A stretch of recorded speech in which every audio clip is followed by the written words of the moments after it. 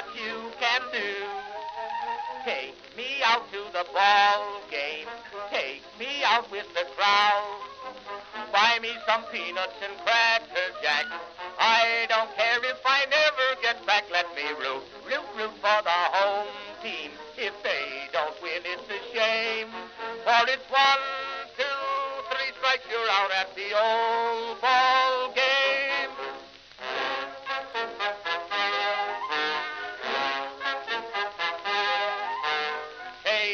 Casey saw all the games, knew the players by their first names, told the umpire he was wrong all along, good and strong. When the score was just 2-2, Casey knew what to do. Just to cheer up the boys she knew, she made the gang sing this song. Take me out to the ball game, take me out with the crowd. Buy me some peanuts and cracker jack. I don't care if I never get back. Let me root for the home team. If they don't win, it's a shame. For it's 1, 2, 3 strikes, you're out at the old ball game.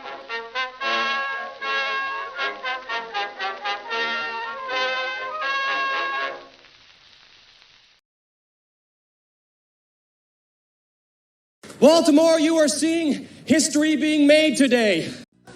O-R-I-O-L-E-S. Magic, magic, magic, magic. Orioles magic, Philip Hamburg magic, magic. Greetings, folks, and welcome to live coverage of Orioles baseball, where tonight the Baltimore Orioles will start the first game. They'll play the first game. I backed myself into a verbal corner. One sentence into a broadcast. Fantastic.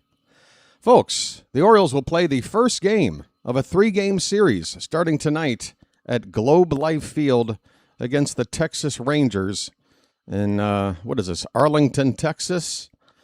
How you doing, everybody? It's your old pal, the Birdwatcher here. People call me BW for short, and that works for me. Folks, let's get something out of the way right now. I'm not going to waste any time.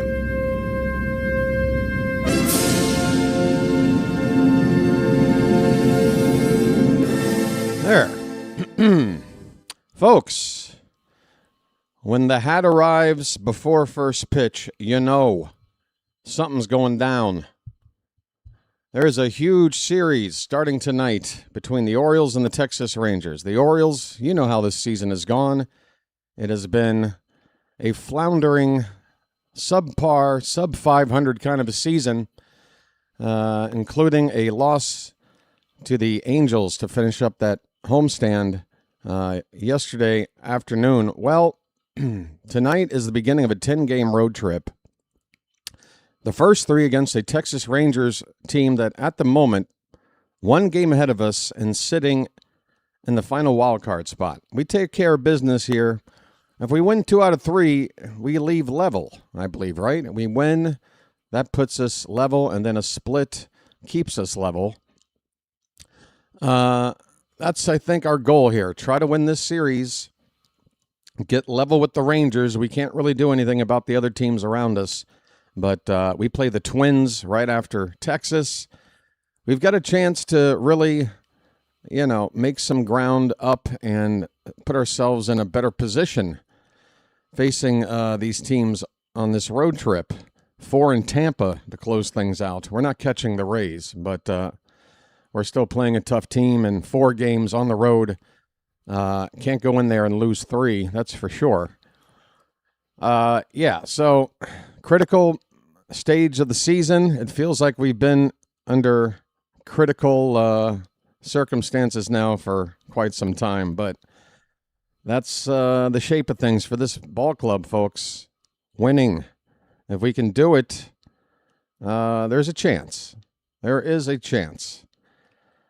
Right. Let's go ahead and get the elephant in the room out of the way before we talk about the starting lineups and pitching matchup, and that is a quote by our primary owner, David Rubenstein, who was sitting in at some sort of public appearance with American University on Monday, and there was a press release from Andy Koska of the Baltimore Banner. Gave us a quote as somebody asked a question. Rubenstein was there to promote his new book, but he fielded questions, and somebody brought up the state of the Orioles. And unlike a lot of these statements you might have heard from Rubenstein when he is fielding questions from Oriole reporters and in more Oriole setting, this sounds a little bit more honest and definitely sounds nothing like what Rubenstein has said before. Quote, Mike Arrighetti and I have tripled the salaries, yet we went from first place to last place, Rubenstein joked. It's a little frustrating and embarrassing. I'm really embarrassed about it, but I'm trying to do what I can to fix it and turn it around. And, we'll see.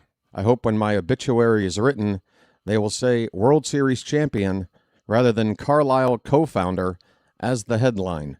But at this point, I'm not sure it'll get that way. Now, I will point out that the reporter made a point to say, as this quote was written up, that Rubenstein joked. So, if you're not in the room, tone does mean something, folks. I think we all understand that. We do a lot of communicating online, and sometimes we try to say something in text, but because of a lack of tone, sometimes those messages can be received in a wrong way. I'd have to actually hear him talk in order to determine for myself how much joking was going on. But the fact of the matter is, he first said it's a little frustrating and embarrassing, and then followed it up with, I'm really embarrassed about it. I mean, he said he was embarrassed twice in back-to-back sentences. Is that joking? I don't know. But, look, I'm looking for any kind of a hint that ownership is taking into account the current state of things with this Orioles front office and the trickle-down effect it's having on the organization all the way down to the players and the results on the field. This quote to me tells me that Rubenstein is at least pondering things. I mean, 10 days ago, you can find a quote that when asked about how the front office is doing, he said he could not be more pleased. He could not be more pleased. I'm not sure what happened between then and now to go from cannot be more pleased to I am really embarrassed about it. Because in those 10 days, I think we've basically been 5-5. I mean, we're not much different now than we were 10 days ago. But yeah, again, that's the difference between, giving an answer when you're sitting around the Orioles organization, Mike Elias probably in the room right there, versus, maybe a little more casual conversation, which these casual conversations might hold a little more weight in terms of what Rubenstein is actually thinking versus the stuff we hear through the Orioles media outlets, let's say. Just something to ponder, folks. We're going to have to ride or die with the front office the way it is. You can't make any changes now. To quote a famous interim manager. So it's not the best option, but it just is what it is. Exactly. Just forget this one. So we got what we got. Elias has decided this team doesn't have a chance. The team is probably not feeling the same way. It's up to them to prove the GM wrong, and I hope we do see some shakeup with this organization after this season is over, no matter where we finish. Because once again, I'll say this every single stream until we're eliminated from the playoffs. If this team somehow makes it to October, it will be in spite of Mike Elias, not because of him. True dat. All right, folks. We got a pitching matchup. Shane Baz. Let me tell you about Shane Baz, folks. 13 starts going back to May 20th.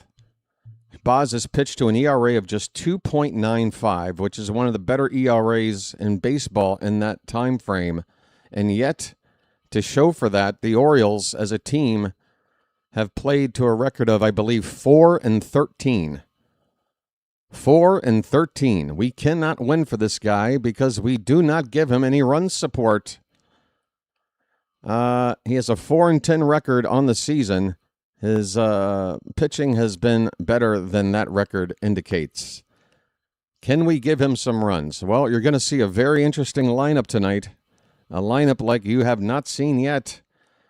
I'm not sure if this is a desperate attempt to, I don't know, it kind of feels like 9 names were thrown into a hat and individually drawn to figure out 1 through 9 in the batting order. But, we played an Angels series where, we won the series, but the offense was not good. We only scored a handful of runs in the games that we won. And then, of course, not a whole lot of offense in the loss yesterday. In fact, over the last, I believe, 6 games, the Orioles have combined to collect only about 26 hits. That's like 4.5 per game over a 6-game stretch. That will not cut the mustard, folks. So, if the Orioles do have designs on turning things around, doing the impossible, putting the middle finger to Mike Elias and find a way to win anyway, this offense, even though there's no indication that it should come together starting tonight, well, they need to. They need to. And I hope for nobody else other than Shane Baz, just give this guy some run support. Give him a chance to win a ball game. 4-10 record for Baz, a 3.86 ERA with a whip of 1.37. Are these glasses already? That is an 8.6, right? Man, I can't read small numbers anymore. My vision is going quickly. 128 in the third innings on the season, pitched by Baz. 131 hits given up. 111 strikeouts to 45 walks. He's only given up 9 home runs. That's about 1 every other start, barely, if that even. Doesn't give up the home run ball. Keeps us in the ball game. We got to give him some runs. I'll just keep saying it. Folks, Nathan Eovaldi is the starter for the Rangers, veteran right-hander. He's bounced around a few places. You know him. Record of 10-9 for Eovaldi, a 4.31 ERA, 1.21 whip. He's been in the rotation all season. He's had 127 in the third innings, 124 hits given up, 135 strikeouts to 30 walks. But he has given up 24 home runs. That's 15 more home runs than Baz, pitching 1 less inning. So while Eovaldi has more strikeouts and has given up less walks, and his whip is about .16 lower than Baz, it's that home run ball. That, to me, looks to be the difference. 55.90 on the odometer. Folks, we actually ended yesterday's game at 55.90. Must have been right on the number because I think somebody had unsubscribed to bring it back into the 55.80 range. So somebody's just subbing it back up. By the way, if you're the sort that feels like they have to subscribe just to get into the chat and then unsubscribe when the game is over, only to come back and resubscribe to get back in the chat, why not just save the trouble and stay subscribed? I mean, is it just to hurt me? Just to make sure the channel doesn't grow so much? I mean, I don't quite understand it, but nothing I can do about it. Make up your own mind what to do. It's fine. But it is weird. I'd be remiss if I didn't at least observe that it's a little weird. But yeah, we're 10 or less subscribers away from 5,600 tonight. Hopefully we'll get there. Just a handful of folks.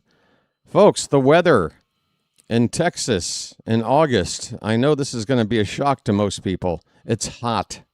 It is extremely hot. I would expect the roof to be shut tight at this venue in Arlington. 98 degrees, folks. That is comfortable for body temperature. Not comfortable for outside the body. But they're playing in a retractable roof stadium. I'm sure it's closed. And by the way, this is also an Apple TV game. So cross your fingers, folks. We are, 5 minutes away from first pitch already?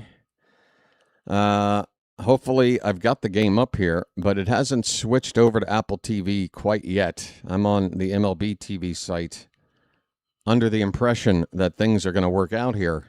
If they don't, I'm going to have to scramble. Apple TV games in the past have presented some issues from time to time. I've never canceled a game because of Apple TV, but there have been games where I've had to spend an inning or so trying to find like a backup way of watching the game. Don't want to do the backup thing unless absolutely necessary, so I'm going to have to just hang tight here and see how things look. But let's go through this pitching, or we did that. Let's go through the starting lineups here. Right, so the Orioles, the road team. If you haven't seen the lineup already, get ready for this. Gunnar Henderson is leading off tonight, hitting .218. He's been promoted back to leadoff. Top spot in the order for Gunnar. Playing shortstop. Pete Alonso will continue to bat second. Playing first base. And Jackson Holliday, for the first time that I can recall in his Oriole career, is going to hit third in this lineup tonight. Holliday at second base. Tyler O'Neill, the cleanup hitter. He's DHing. Dylan Beavers will play left field and bat fifth. Leody Taveras in right field hitting sixth. Kobe Mayo in the lineup against a righty, chosen over Encarnacion Strand. I can see why. Mayo has been... I think Mayo, again, folks, if you look at Mayo's production lately and the arrival of Encarnacion Strand, they seem to coincide.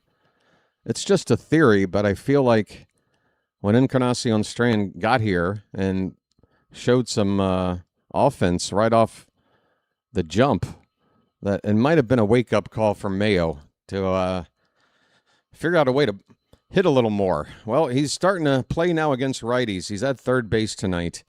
Colton Cowser will man center field. He'll bat eighth. And then Carlos Narvaez, the Oriole catcher, batting ninth. For the Texas Rangers, Jock Peterson. That is a home run hitter without much speed. That is not a typical leadoff hitter, but there you go. Jock Peterson DHing, batting leadoff for the Rangers. Wyatt Langford will play left field and bat second. Corey Seager at shortstop hitting third. Brandon Nimmo, the right fielder and cleanup hitter. Ezekiel Duran will play third base and bat fifth. Evan Carter in center field batting sixth. In the seventh spot at first base, it's Jake Berger. Is this Edwin Diaz, catcher? I just want to be sure. Elias. I knew it was one or the other. Elias Diaz will do the catching and bat eighth. And finally, batting ninth, Nicky Lopez, a veteran sort of utility guy. He's at second base, but he's hitting .282. My God, let me see. Yes, yet another lineup where the best batting average in that lineup is batting ninth. Is this just what we do these days? Take your team's best hitter, batting average-wise, hit him ninth. Make sure he gets less chances to hit than anybody else in the lineup. I don't know why. I guess this is their Blaze Alexander, Nicky Lopez. All right. Orioles come in with a record of 56 and 59. The Rangers are 57 and 58. If we win tonight, we have identical records of 57 and 59. Now, we'll also be identical in terms of season series at 2 games apiece. Unfortunately, second series of the season, we had the Rangers at home and dropped 2 out of 3. So winning this series is important on more than one level. I mean, the obvious reason, you need to win the series and you want to try to get into that wild card slot. But also, if it comes down to a tiebreaker between us and this team here, that head-to-head record is the first tiebreaker, at least if memory serves. We're going to have to probably just play for that split and then go to whatever the second tiebreaker is. But you want to at least not lose this season series, folks. And in order to do that, we got to take 2 out of 3 and split. If we sweep, that's just butter. It's butter. All right, folks, let's get ready for this ball game. If you are watching along while listening to me call it, you're going to want to get lined up, synced up with me. And the best way to do that is to pause your game, get ready to, and pause it right after the first pitch of the ball game. And then wait for me to catch up and call that first pitch. It shouldn't take too long. Might be just a few seconds. But once I've called that first pitch, then you unpause your game, and now we're all synced up, at least theoretically. Again, Apple TV tonight. I have no idea. I'm still waiting for this broadcast to pop up. I'm staring at an MLB logo with like this background. I'm not sure. I'm gonna click around here just in case, because first pitch again is what? Now. It should be now. In fact, wait a minute. The top of the first is already over? What? This game was supposed to start 20 minutes after the hour. Am I wrong about that? It's going into the bottom of the first already. The Orioles have gone 1, 2, 3. Are you joking? Is this a joke? All right, I've never been caught off guard like this. This is really bad. What the hell? Folks, stand by. Oh, boy. This is not good. What the hell have I been looking at? I didn't think I was flapping my gums for that long.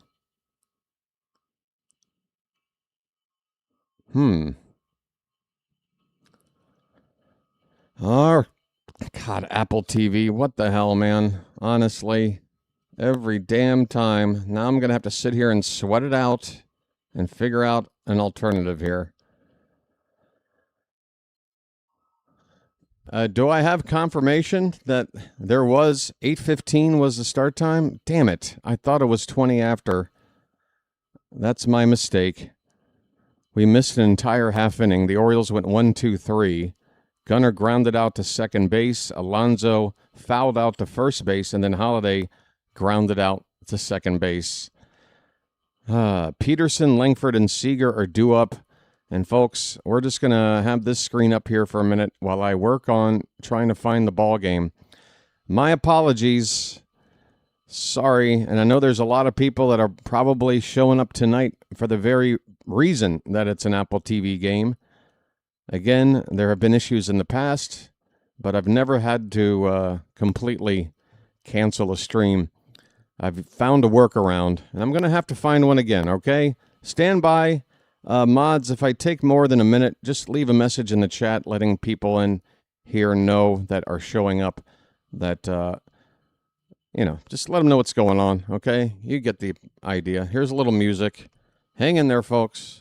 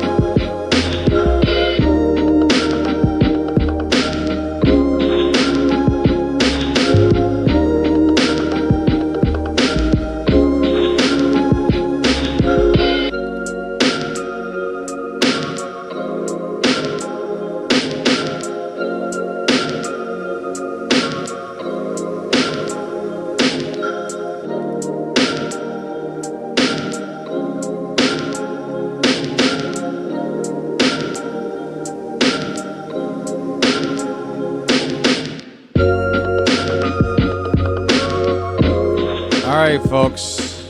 We did miss the first inning. Good news is the Orioles, Shane Baz had a 1-2-3 inning. Jock Peterson striking out. Wyatt Langford pops out to second base, and Corey Seager flies out to center field. I think I've got the game up. Just one more minute. Stand by.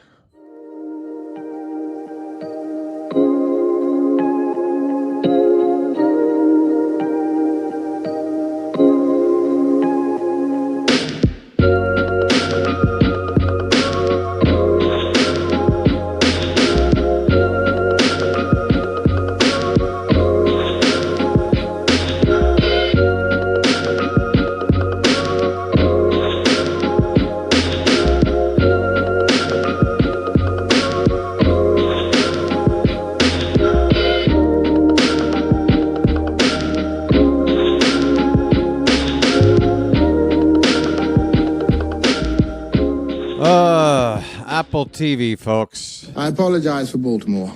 So it's not the best option, but it just is what it is. I apologize for Baltimore. Just forget this one. I apologize for Baltimore.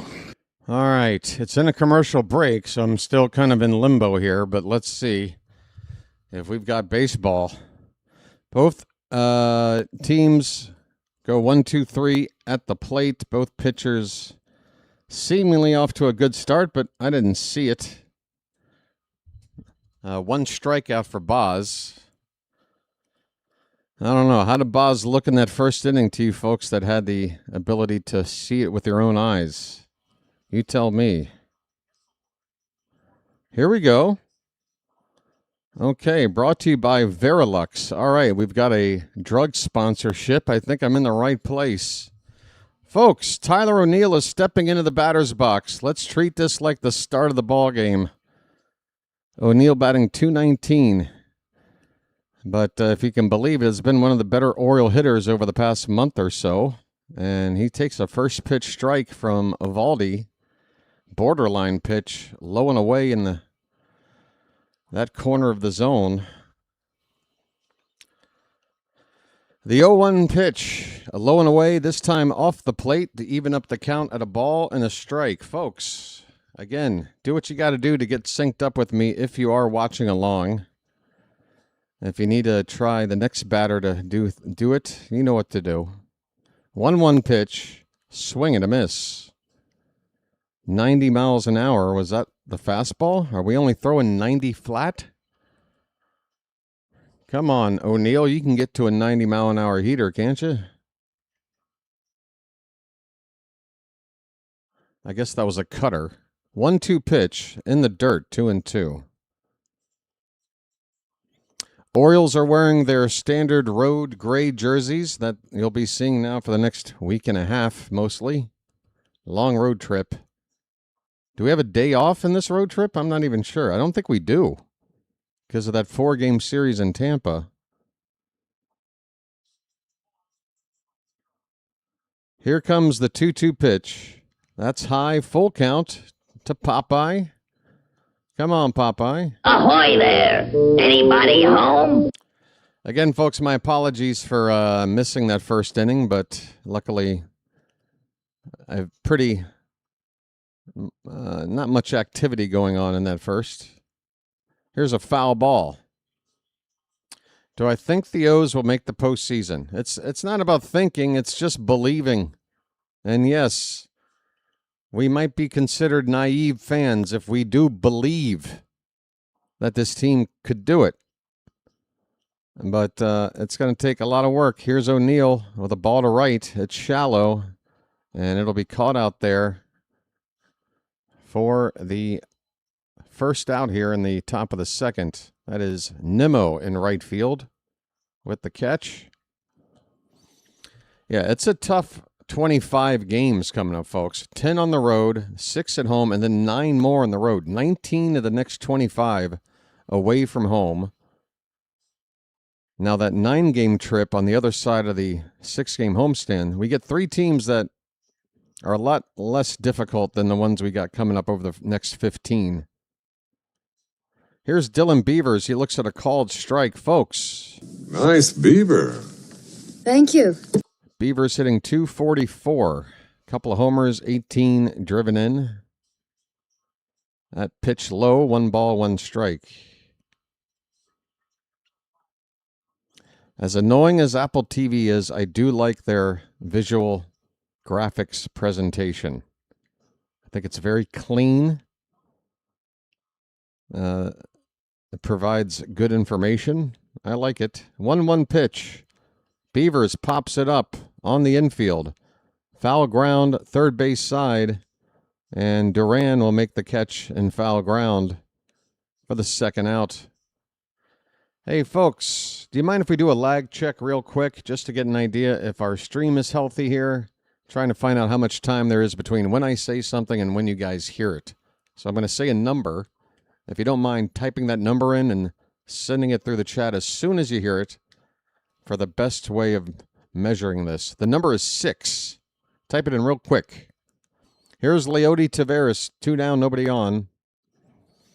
First pitch, fouled back. Well, fouled to the left anyway. Okay, 6s are showing up. That is normal. That is good. That is acceptable. Colin with a bit of a mistype, but good enough. 6-7, you know, if you get the 7 in there, 6-7. I'm sorry, I got it wrong. 6-7, that's fine. And may that be the final 6-7 reference in the history of mankind. This pitch just missed low and away. 1 ball, 1 strike to Taveras. Come on, let's dance.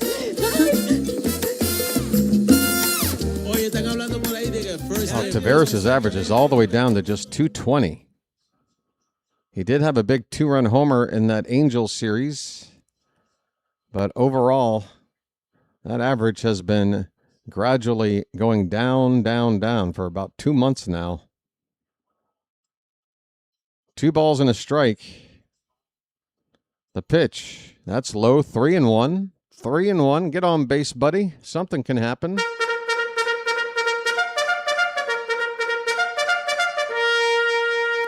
Folks, we got well over 200 people in the room right now. That tells me that you might not have access to Apple TV. Well, I didn't for an inning.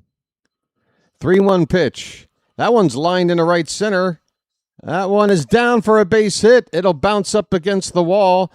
Taveras might have had a chance if he ran hard to go for a triple, but with 2 down, not worth the risk. I think he was right to slow up when he got to second.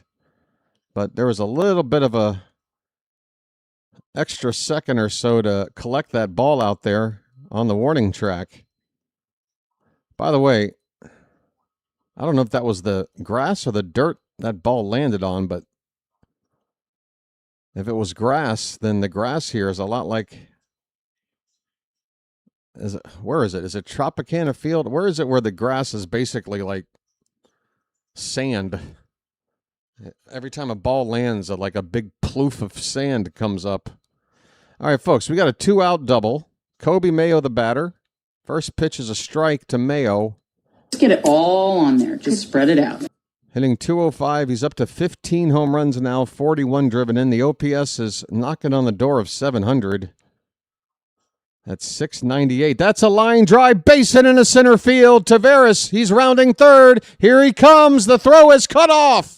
And the Orioles, here in the second inning, the first inning of me calling it, are on the board. It's 1-0 Baltimore, folks. A clutch 2-out RBI single off a righty. Kobe Mayo, is he finally major league ready? It's magic, you know. It's magic. On a magic carpet ride. On a magic carpet ride. You believe in magic.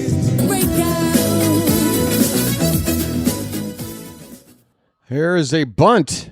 And Cowser is going to be thrown out. 2 down. Cowser trying to bunt his way aboard. Unfortunately, didn't get it far enough away from home plate as the catcher picks it up and throws him out. The inning is over, but the Orioles do get on the board here in the second inning.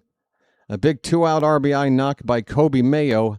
At the end of 1.5, it's the Orioles 1 And the Rangers, nothing. All right. Folks, once again, make sure everybody has got that live button active in bright red. You might, if you're a little bit behind, everybody's responsibility is to make sure that live button at the bottom of the screen, tap it, make sure it's a red dot right next to it, and everybody is going to be as live as they can be. But yeah, no spoilers in the chat, folks. Until I've called it, I'll trust the mods to take care of business on that front. All right. We're going to be doing some scoreboard watching tonight. Obviously, this is going to be a regular practice as long as we're in the hunt here.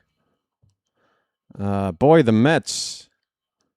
The Mets have decided now's the time to start playing well. They swept the Guardians. We have to thank them for that. Well, now they're kicking butt against the Pirates. 6-0 Mets in Pittsburgh. That's in the top of the fifth. There's a delay to the start of the Blue Jays and Phillies in Philly. So scoreless, no start there yet. Bottom of the third, already runs on the board between the Reds and the Nationals. It's a 3-3 tie in D.C. Another rain delay to stall the beginning of the Braves versus Yankees in the Bronx. Miami and L.A. Angels in Miami. 1-1 ball game in the bottom of the fifth. Red Sox continue to just go bananas. They're up 9-1 on the Athletics in the bottom of the fifth at Fenway Park.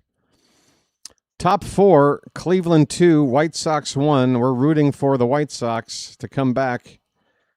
And here's a good score. Brewers 4, Minnesota 3. That's in Milwaukee. Brewers, one of the better teams in baseball. Hopefully they can take it to the Twins. They have a 1-run lead at the moment in the top of the fourth. 4-3 in Milwaukee. Also Kansas City and the Cubs, but who cares? Folks, we're back underway. First pitch is a strike. As Pete Alonso is mic'd up for some reason. Pete, you didn't have to agree to this, did you? I want you focusing on the game, my friend. Now I remember why I hate Apple TV. If you want to mic up players so we can hear what they're saying on the field, that's fine. But I don't need them to be interviewed in the middle of a ball game. Here's a pitch low and away. The count is a ball and a strike. Oh, I'm a cranky old man and I yell at clouds. That's what I do. Have I told you who's up to hit here? It's Brandon Nimmo. Unfortunately, it's a picture-in-picture situation. I can barely see the ball game. The count is a ball and 2 strikes on Nimmo. Is there already one out? No, there can't be. What is that dot below the T? Folks, I cannot see. 2-2 to Nimmo.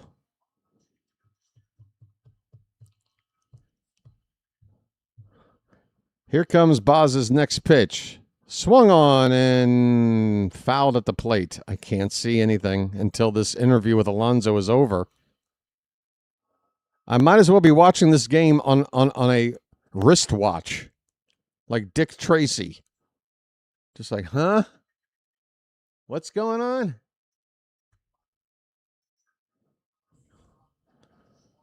Pete, I love you, buddy, but... Oh, God, and the announcers are laughing. 2-2 pitch. That one's lifted foul off to the left. All right, you had your 3 minutes with Alonso. Can we be over with this? Oh, timeouts or challenges on balls and strikes? You mean challenges there, B-Dub? Did they already try one? Here's a ball hit hard, base hit in the center field. Nimmo is on with a leadoff single.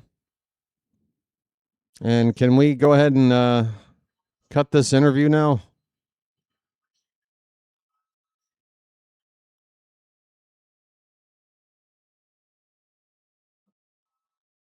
Pete, I know you're a team player, man, but come on. Eyes on the prize. Nimmo and Alonso, a couple of former Met teammates for several years, now sharing words over at first base. And here's the first pitch to Ezekiel Duran. It is high for ball one. This picture-in-picture thing. I guess they expect everybody to have a 225-inch TV. This pitch is fouled away by Duran. The count is a ball and a strike.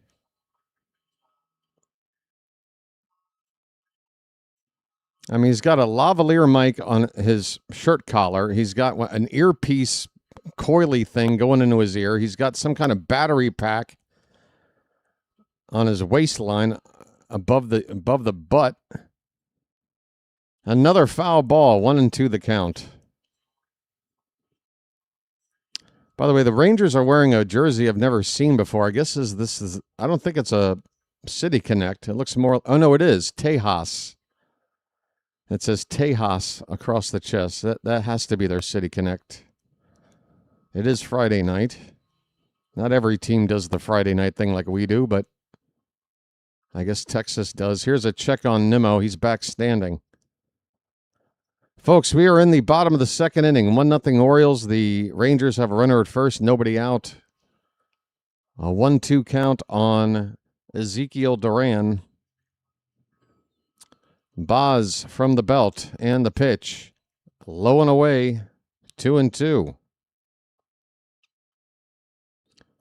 Yeah, once I was able to read Tejas, that pretty much gave it away. It is one of the more basic City Connect designs I've seen. Really, if you don't catch the J instead of the X in the middle of that chest there, everything else looks like a standard jersey. Here's a swing and a miss. Duran strikes out. There's your first out of the inning.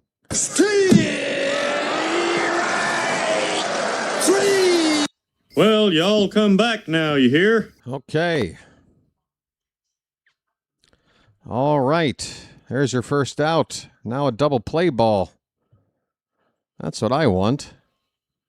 Hey, folks, we got over 250 people here. About 140 of you have yet to hit that like button. Here's a bunt. It's a pretty good one. Throw to first is in time as Alonso, despite the interview process, still able to stretch and receive this throw to get that runner out. Out number 2. Runner at first moving up to second base. That was a good bunt as Baz got out of the way, and Mayo throwing it low as he often does, but it wasn't in the dirt. It was actually not so much how low it was as it was to the home plate side of the bag. That made Alonso have to stretch like that. But we got that second out, folks. Okay. Again, don't grade me on my play-by-play skills until this interview is over. I am looking at a tiny screen trying to call this game right now. Jake Berger has strike one. Berger hitting .238 with 19 home runs. Swing and a miss. That was a home run cut right there, but it's 0-2. 2 down, 2 strikes.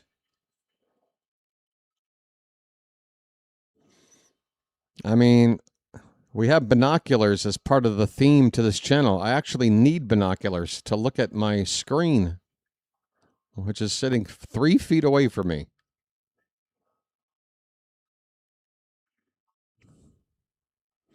Here comes the 0-2 pitch. Called strike 3. See you later. Well, y'all come back now, you hear? Berger. That's right. Berger just got a whopper of a pitch. See you later. Folks, at the end of 2, the Orioles lead at 1-0. All right, Alonso, you can take off that microphone now and the earpiece and the battery pack. Go back to playing some baseball here. Damn Apple TV. Don't mess with me. We got bigger fish to fry, folks. All right. What else is shaking? Charm City chat. Let's say hello to everybody, as many as we can. Edward Bowers, George Ford, Rob Freeman, Phantom, Carl Schaefer, 411 Shirley. I need a music bed to do this. Like a low-level music bed. I'll work on that. Because this has become quite the I don't want to say chore, but it takes a lot to get through all the names. G.E. Wilson, 21. Rob Freeman. I think I said you already. Richard Mays is here. Matt Abel. Johnny O. Tony Claremont. Frankie the Bulldog. Isaac Angel. Chow Lore. Tank. BMCC302. All right, we're using our prison numbers now. Colonel Bill Holland is here. He wants to let us know that there are only 10 active players batting 300 or better. I know, it's disgusting, Bill. What happened to this sport? What happened to just knowing how to hit? The emphasis is put on the wrong places, I feel. Folks, I remember when guys were launching balls, exit velo, and all that. We may not have been measuring it, but I don't know. Weren't we still hitting the ball pretty hard, I don't know, 25, 30 years ago? Go back to the mid-90s. You'll find guys hitting 40 to 50 homers and guys hitting 320, 325. Why can't we have both? I don't know. Just a little aside. Meowth is here. Nicholas Handy, Christopher Haas. Folks, we're ready for the top of the third inning. First pitch is called a strike. That was borderline on the outside edge. All right, I got a full screen. It's Carlos Narvaez, the Orioles' number 9 batter, looking for his first Orioles hit still, I believe. Swing and a miss makes it 0-2. Narvaez still doesn't have a hit for us, correct? I feel like I would have remembered, and there's his first Orioles hit. I don't remember saying that yet. Let's see. Who else is here? Chilo is here. Brian Mitch. B-Dub 410. The 0-2. Narvaez lifts it to right. That'll be a can of corn. Nimmo, a few steps in, makes the catch. 1 down. Big Jim is back. Good to see you, Big Jim. Big Jim was the one last night saying, man, Taveras, or no, was it 2 games ago? Taveras has got to come in and pinch hit for O'Neill. That's the only thing you should do here. Now, that was a fun moment there, Big Jim. I don't think it was a slam dunk move either, but it definitely worked, didn't it? Sometimes it's nice to be wrong. I've noticed that myself about me. Cool EE Gamer Official, hello. Gunner's at the plate. He's got a count of 1-0. And that pitch outside, 2-0 to Gunnar Henderson. His name's Gunnar, and he's dating my mom. 411 Shirley, Book Doc, Jet Bond. Hello to you, Bartman. Wins is here. David Keith. Make it 3-0 now on Gunnar Henderson. 1 out, nobody on. And Gunnar asks for time. Trying to find his footing in the batter's box right now.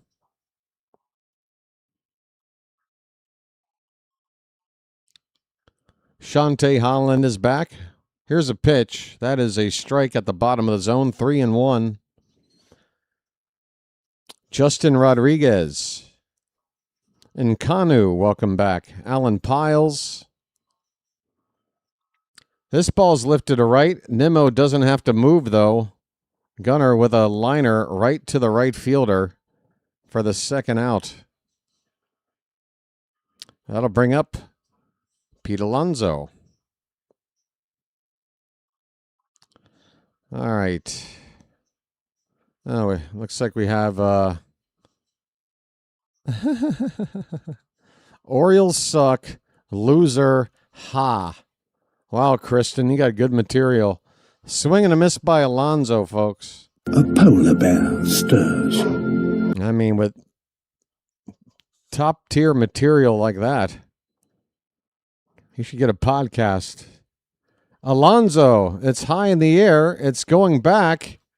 It's to the edge of the track, and it is caught out there in left center field.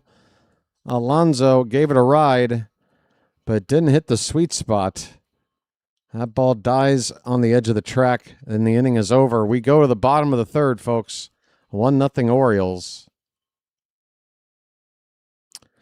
Hank Mitchell is here.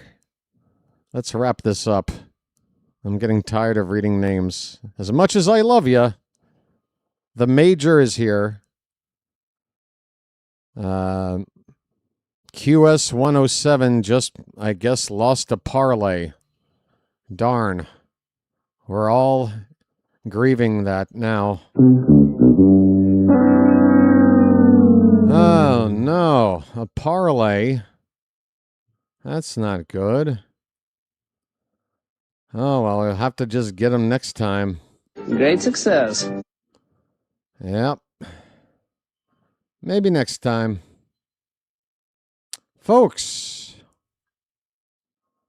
where is that other button? Oreo. I must have gotten rid of it. All right, folks, let's go. Good morning, everybody. Good morning. Oh, did we hit 5,600? Whoa, that's awesome. And I want to thank you very much for that. I really do. 5,600 bird watchers have signed up. By the way, it's free to those who are not subscribed. Just to let you know, you can be a part of the BirdWatcher community without any commitment or obligation. There are no dues to pay, none of that. Just hit that subscribe button below, and that's it. That's all the credentials you need. That's all you got to cough up. It ain't much. Right. Folks, we have the 8-9-1 batters for Texas due up here against Shane Baz, starting with Elias Diaz. Do I have to sit here and watch somebody with the name Elias? Oh, my goodness. All right, don't accidentally plunk one in the ribs there. Elias fouls it back, and I'm only going to call him Elias. Forget the last name. Elias is hitting .240. Count of 0-1.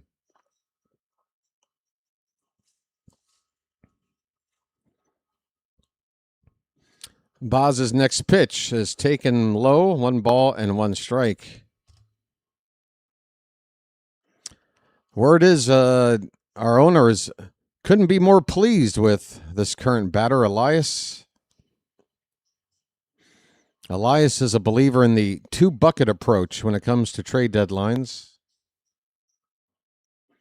1-1 pitch, fouled straight back. 1 ball, 2 strikes. Here's another fun fact. Elias spent the first 7 years or so drafting nothing but position players, and now can't do anything except bring in pitching. Has anybody noticed we've suddenly got a giant crop of pitching prospects now? Surely a couple of these arms are going to develop for us. 1-2 pitch. That's chopped foul, third base side. We'll do it again. The Suck Bucket. Folks, that's a bar in Dundalk. I would not recommend going there.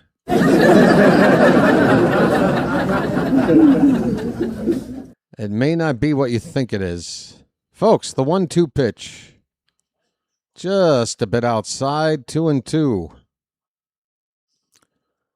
Baz on 30 pitches here as we face the first batter in the third. The pitch popped up. Will it get out of play? Yes, it will. Still 2-2.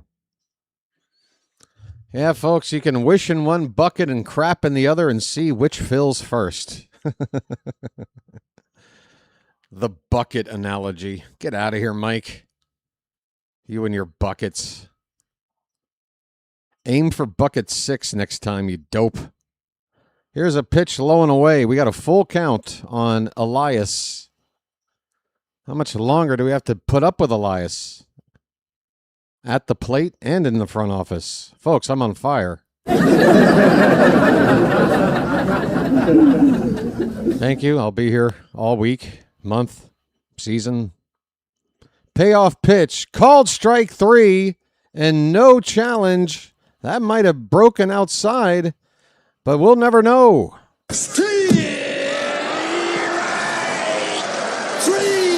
Well, y'all come back now, you hear? Elias strikes out, just like he did at the trade deadline.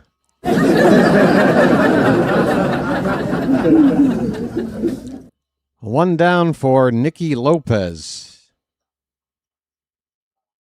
Younger sister of J-Lo. Inside, ball 1. No offense, Nicky. Kind of a feminine name, really.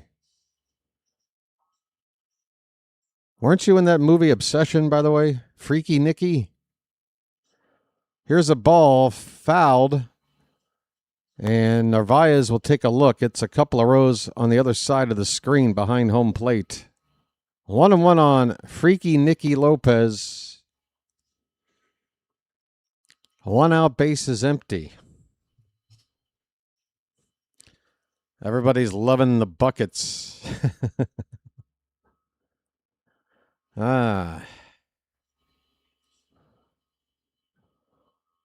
Two peas in a bucket. Mother. Oh, never mind. That's old school hip hop, folks.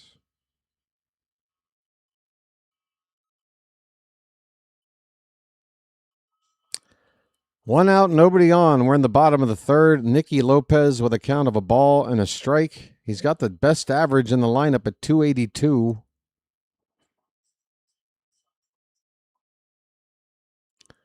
Here comes the 1-1. Check swing roller at a second base.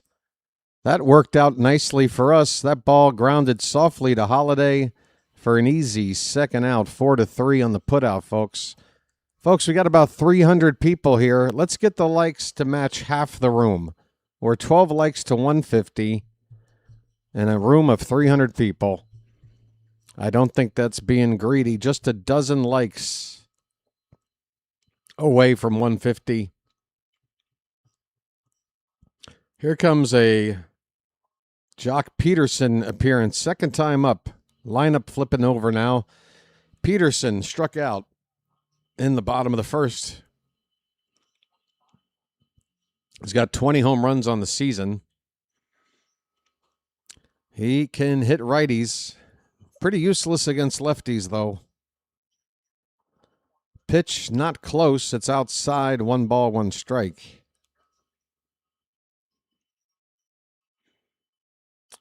Checking out the Apple TV stats here, the Rangers were struggling to score runs at home through the first 26 games or so of the season. But in the last 30 games, averaging about 5 runs a game. Here's a foul ball, 1-2 the count. Folks, we got over 150 likes. Thanks so much for pitching in. You guys are great. And I want to thank you very much for that. I really do. Here's a lunging swing at a low pitch, and that ball is going to go opposite field and slice foul into the crowd. Still a ball and 2 strikes.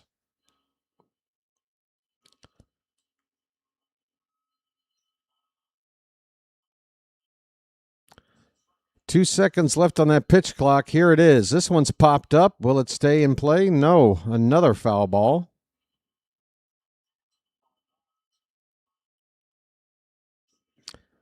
Rangers offense is pretty much as middle of the pack as you can get, looking at their numbers on the screen. And yet, runs per game, they're ranked 22nd. So that tells me they're a team that does not get the clutch hits as often as they should. This is another foul ball. Peterson is making Baz work here. Baz pitch count was in very good shape. Still in good shape. If we can get this third strike, trying to get out of this inning before getting to 45 pitches, that would be 15 per inning. That's outside. It's 2-2. Well, we're about to get number 44.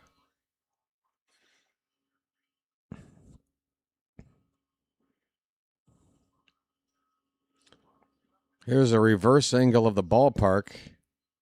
2-2 pitch. That one is going to be popped up shallow left. Coming in a long way and calling off Gunner is Dylan Beavers. He'll make the catch in shallow left field.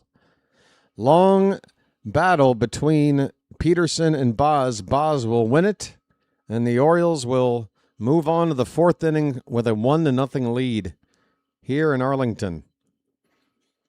All right. Fantastic. Be nice, birdwatcher. What are you talking about? Be nice. What do you mean? You want me to not be nice? Probably the best way to do it as quickly as possible is to come in here and for whatever reason, without any sort of prompt or previous interaction, just type in be nice.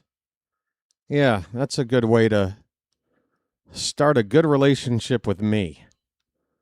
Fantastic. I'll try to heed your advice. I really appreciate it. Folks, I'll be back. Don't you go anywhere.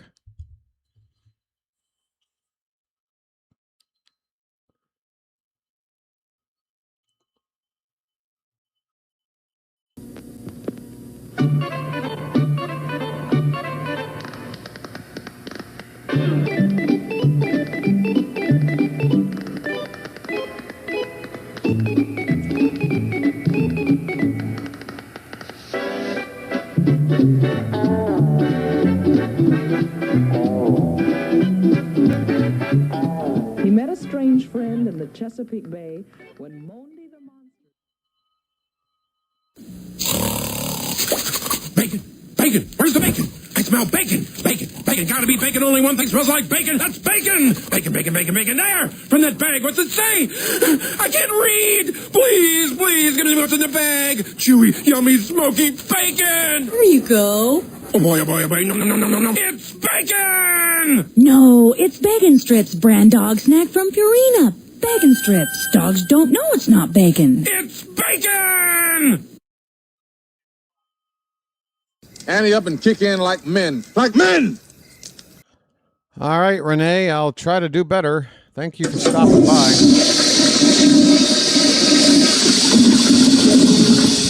All right.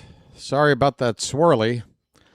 Folks, we are underway. I think it's Jackson Holliday at the plate. It's hard to tell because the Apple TV broadcast has gone back to a split screen so they can interview Rangers manager Skip Schumacher. It's 0-1 on Holliday. And this pitch up and in. 1 ball, 1 strike. Holliday hitting third tonight. Grounded out his first time batting third.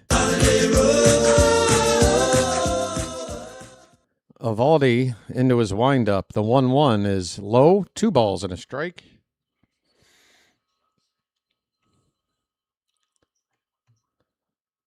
Jackson Holliday, buddy. Come on, you're hitting third. Show us what you got.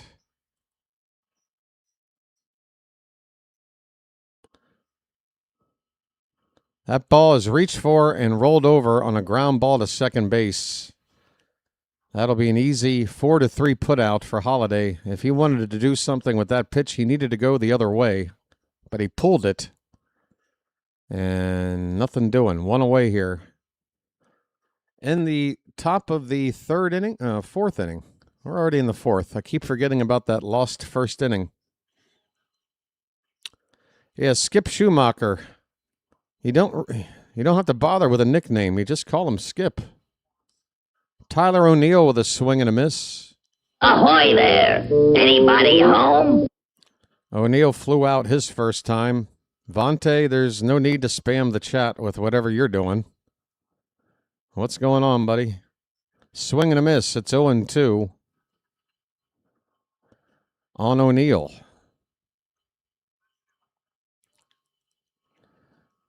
Pretty large-looking crowd here, but it's kind of hard to tell because that upper deck is very dark. Can't really see. But the lower bowl is full. And there's an upper lower bowl as well. Here's a ground ball fouled off to the left. This ballpark also has a seating area right behind home plate that's below ground to where your heads are just poking up with a bar table right in front of you. It's an interesting setup. Here's a high pitch, 1 ball, 2 strikes. This is one of the newer ballparks in the league, and people don't rate it very highly. Phantom is going to be there, I believe, tomorrow night.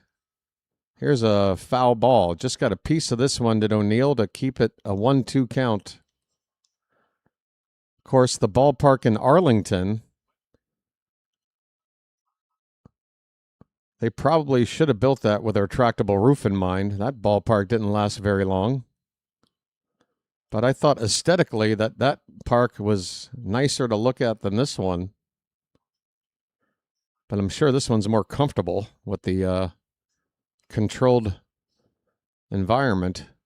This pitch is low. We got a 2-2 count now on Tyler O'Neill. 1 out, nobody on in the top of the fourth.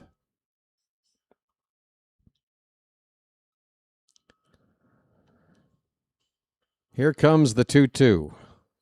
O'Neill lifts it to right. He is going to start running down first. This ball is going to be caught over the shoulder in foul ground by Jake Berger, the first baseman.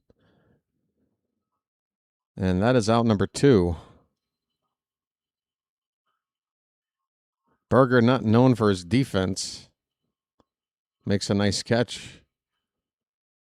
It's not a highlight reel catch, but for his defensive acumen, I'm sure Ranger fans are happy with that. 2 down, nobody on for Dylan Beavers.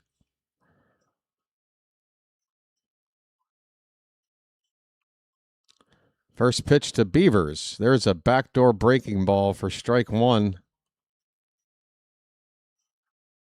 Beavers fouled out his first time. Come on, offense. 0-1 pitch, swing and a miss. Chased, was that a changeup? It dropped below the zone there at the last second. 0-2 the count.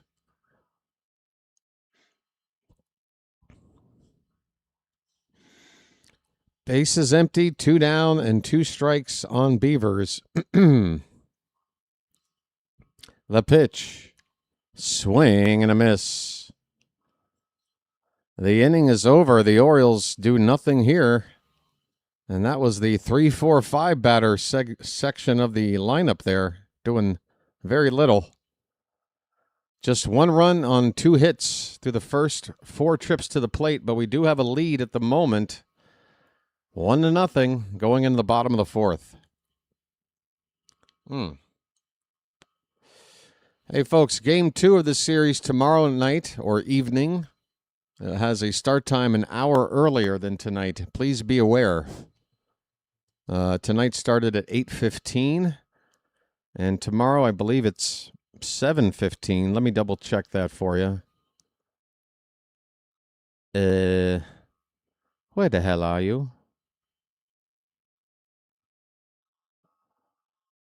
Yes, 7:15 p.m. Eastern tomorrow, first pitch. So I accidentally went on 5 minutes late today. Tomorrow, coverage will start at 6:55 p.m. Eastern. Let me change that on the scrolling text. 6:55 p.m. Eastern for the coverage to start for Game 2 of this series. Please make a note.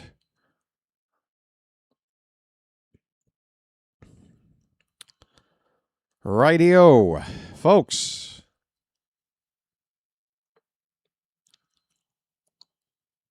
Tomorrow's game will be on Fox. We're getting a lot of national coverage here all of a sudden. Game 2 pitching matchup is a dandy as well. Kyle Bradish against Jacob deGrom.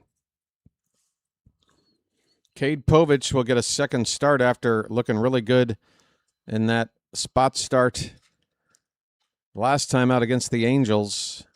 He will go up against Kumar Rocker, Game 3. And folks, let me go ahead and break the news to you now. The announced starters in Game 1 in our next series in Minneapolis will see Trevor Rogers against Dean Kramer. How about that? How about that? Dean Kramer.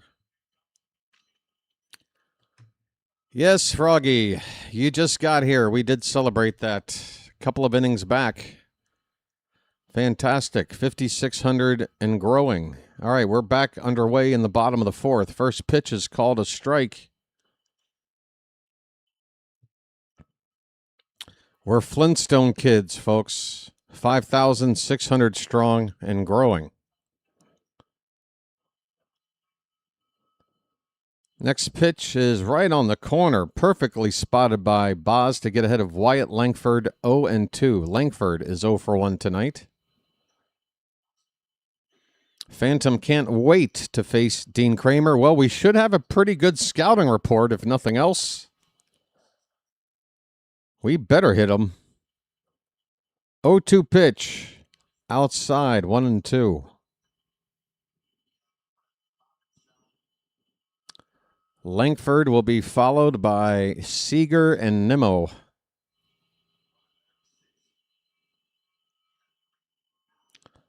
High target from Narvaez, and the pitch is up and fouled away by Langford. Still 1 ball, 2 strikes.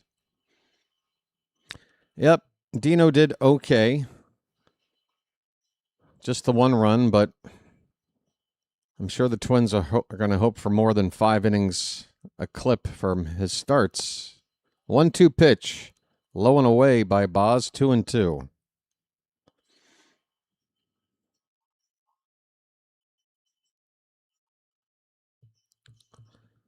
Does Alonso go up to bat next inning? If the Orioles send about 7 guys to the plate, he will. He's not due up. But I can't sit here and tell you whether or not he's going to be up until it happens. 2 balls, 2 strikes. Sorry, I got fooled by that dot. There's a check swing, and he went around. Folks, strike 3. See you later.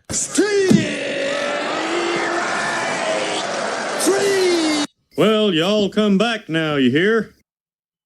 Well, y'all come back now, you hear? Langford tied up in knots on a high pitch. 1 down. Here's Corey Seager. And here comes the first pitch. Swung and a miss. Swing and a miss. Swung and a miss. Swing. Swing, swing, swung. 0-1 on Seager. His average right now is just 200 even. Man, another star player having a rough time with the average. Swing and a miss, strike 2. That pitch was dropping. It fell down the dirt, and he swung at it. 0-2. Come on. The 0-2, that's up. And I'll say this, folks. Carlos Narvaez, again, you're going to have to really pay attention to what he offers the Orioles defensively. Don't judge him simply on his inability to hit, which, again, I don't think we've seen him get on base for us once yet. But if he can help this pitching staff limit runs against us, that is still helping. It's 2 balls, 2 strikes on Seager. And the pitch. Swing and a miss. Oh, look out. 2 down.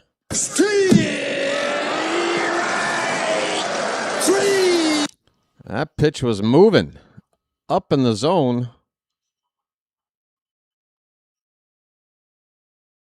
Nice. Seager with a big cut and a miss. 2 down. Here is Brandon Nimmo. Nimmo has the only hit of the day, and that ball's hit to first. Alonso's got it. He'll hit Baz. A strike throw to the moving target, the pitcher. It's a 1-3 3-1 put out, excuse me, to end the inning. Folks, Shane Baz, 4 innings of 1-hit baseball, 6 strikeouts, no walks. Fantastic. Just give him a couple of more runs, and I promise, well, I can't promise, and I truly believe that might be enough. Well, wait a minute. If I say might, that doesn't sound like I truly believe. I truly believe it'll be enough. Come on. All right. I got to do better at convincing myself. Let's get some runs, folks. 5th inning coming up, 1-0 Orioles. What is going on elsewhere? They're underway in Philly, and the Blue Jays have a 2-1 lead on the Phillies in the top of the 3rd. They've also started the game in the Bronx. The Braves are in town to play the Yankees. They are scoreless in the top of the 2nd there. Boston now up 11-1. That game's over. Boston, my goodness. Meanwhile, the Twins have come back to tie it with the Brewers. It's a 6 apiece in the 6th inning in Milwaukee. And if you're hoping for Cleveland to lose, well, I'll cover your ears because they're not going to, it looks like. In the 6th inning in the south side of Chicago, Guardians 8, White Sox 1, going into the bottom of the 6th there. So this might be one of those keep pace with everybody else and take the head-to-head against Texas here. Again, it's tough. A lot of teams trying to get a spot. Leody Taveras is set to lead off the next inning, folks. Kobe Mayo and Colton Cowles are to follow. Taveras and Mayo combined for the 1 run we've scored.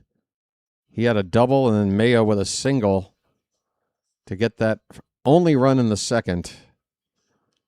Let's see if these two can help get us another run here. Oh, come on, let's dance.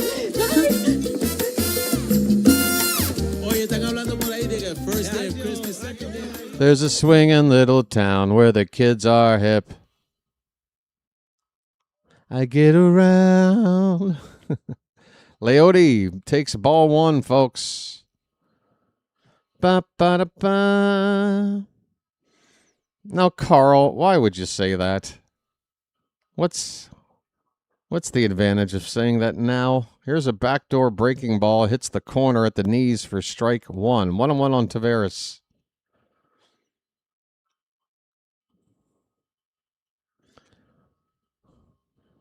I mean, you can say that. We already know that there's an 80% chance likelihood that he won't get a hit based on his batting average.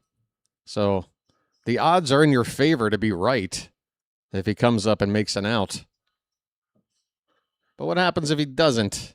Then what? He sucks offensively lately. He's been bad offensively since his rookie season.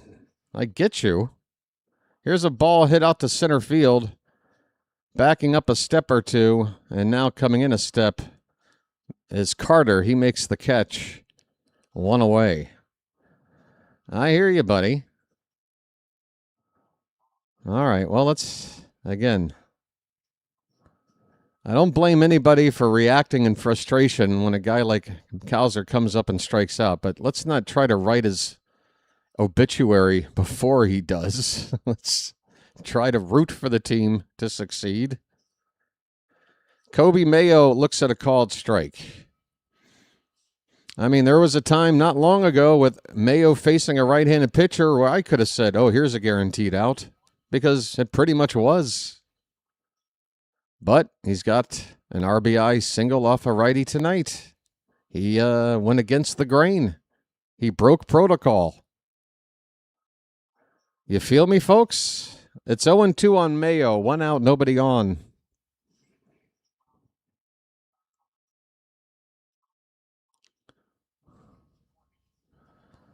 What's Eovaldi's pitch count? It is in the 60s now. Here comes number 61. That one's hit hard, and, oh, it's going to hang up and go right to the left fielder, almost like a magnet. Kobe Mayo with a very good swing, very hard-hit ball, but nothing to show for it. It is out number 2, Langford with the catch. Sex talk. All right, Richard, can I call you Dick? What about sex talk? What's on your mind, buddy? Here's Cowser. A guaranteed home run coming up. First pitch strike. Right down Broadway from Eovaldi. I'm just having fun, Carl. Just a little bit of humor. Come on, Cowser.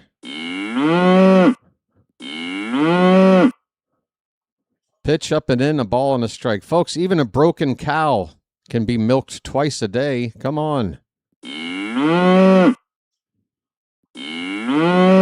Carl is begging to look bad. Come on, Cowser. The 1-1. Swing and a miss. He chased one in the dirt. Strike 2. Ah, boy. 8-2 Chicago hit a home run. Thanks, Alan. If it gets to within like 3 runs, then I'll get excited, but still a very much one-sided game going on there. And now the Twins have taken a lead. Oh, boy. Line drive over the second baseman into right field. A base hit. A line drive off the bat of Cowser. Carl. Oh, Carl.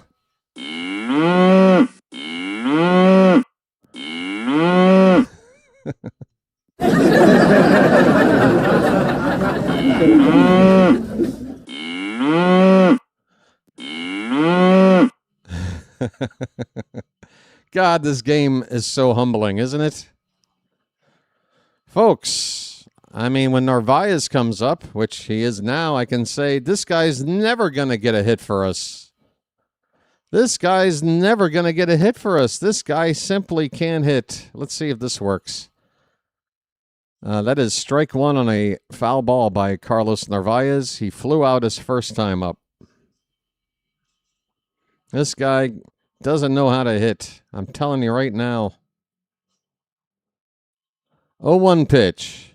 Chopped foul. It's 0-2. See, he's already in the hole. We know how this is going to go.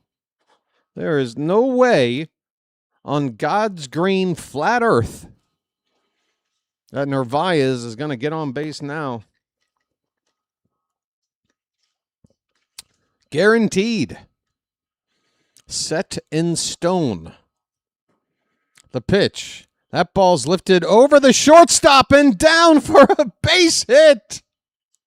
It's a bloop single. Welcome to the Orioles. And thank you for proving why being down on a player before they're given a chance might not be the best idea, folks. Narvaez with a single. First and second, a 2-out rally. Gunnar Henderson's coming up right now.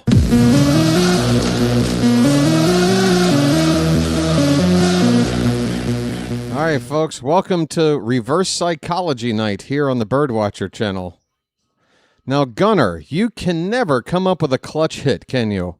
You are just incapable of coming through in situations much like this with 2 down and 2 men on base Unfortunately, Gunnar just can't seem to produce in these situations. Whatever will happen now? There's a mound meeting for the Rangers. Gunnar is already 0 for 2 tonight.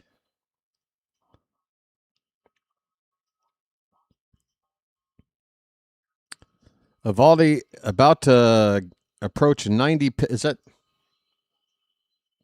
I can't read. Is that 68 or 88 pitches? Oh, it's only 68. Never mind. I cannot see these numbers. All right, meeting over. Here comes the first pitch to Gunnar. That is a breaking ball. Outside, ball 1. Come on, folks.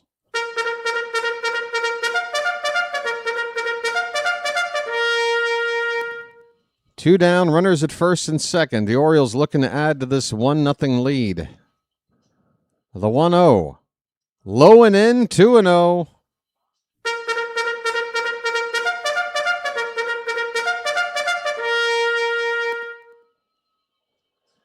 Hitters count for Gunnar. Come on, buddy. Think back 3 years ago when in spots like this, it was automatic. The pitch. Low for ball 3.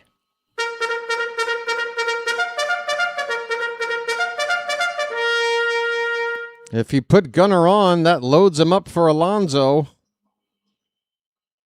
Will Gunnar get a pitch to hit? Will he take all the way? He does take, and he should. That pitch just catching the inside edge for strike 1. Hopefully we get a better pitch than that. 3 balls, 1 strike.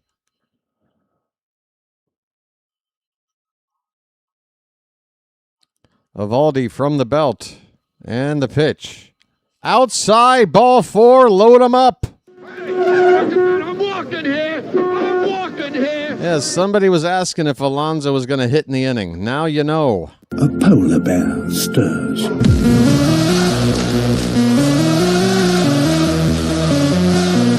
Oh, Pete. Come on, buddy. 0 for 2. One swing could really take the pressure off. Come on, buddy. Outside, ball 1. All right.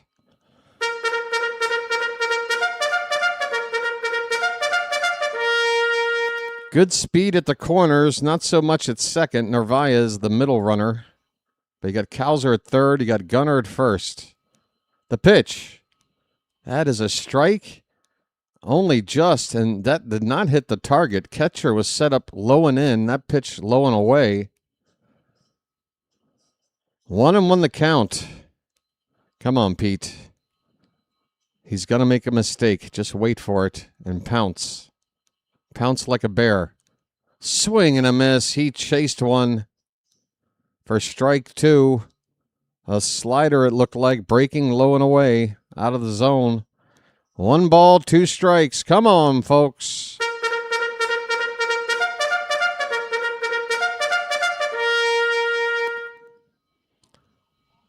Eovaldi about to throw number 77 tonight. Bases loaded, 2 down, 1-0 Orioles, 1-2 the count on Alonso. Here comes the pitch. He swings and fouls it away. That would have been a ball. Still 1-2. Pete takes a couple of practice swings, taps the plate with the bat, and is waiting on the 1-2 again. Eovaldi's pitch. Breaking ball just a bit inside. Did not break to the edge. It's 2-2, folks.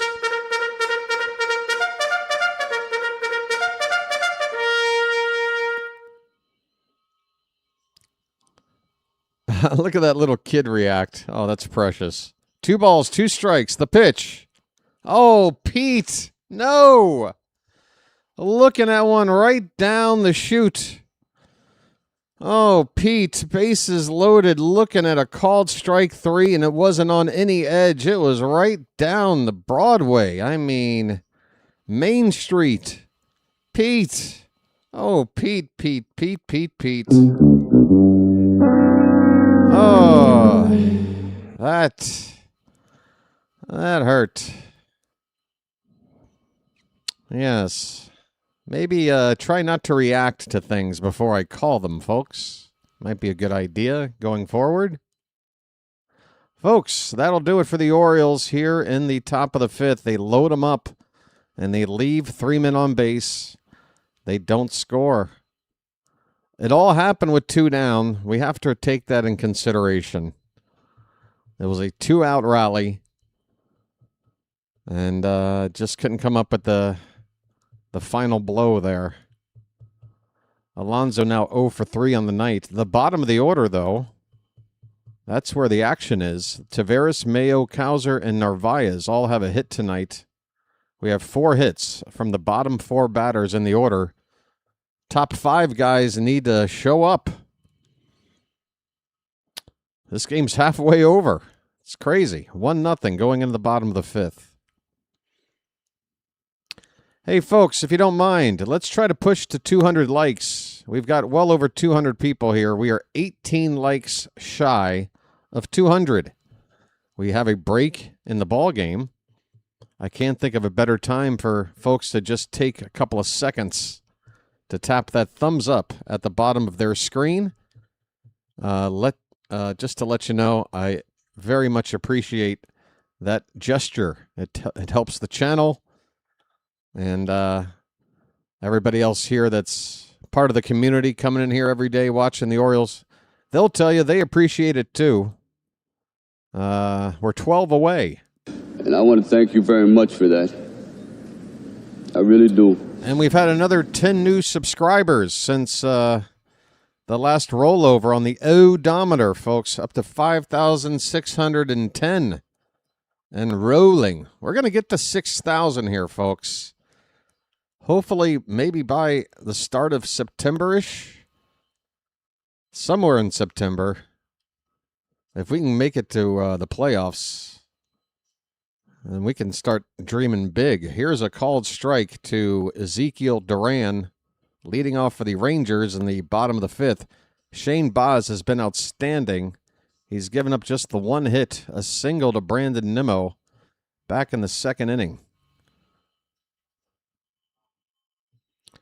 He's faced the minimum otherwise. No walks, no nothing. 0-1 pitch. Fouled away. 0-2 on Duran. Oh, that's right. I forgot. I needed to say Alonso wouldn't be able to come through, and then the reverse psychology thing would have kicked in. Oh, you're so right. Well, can I reverse psychology? Here's a check swing. He went around. Duran strikes out on a pitch in the dirt.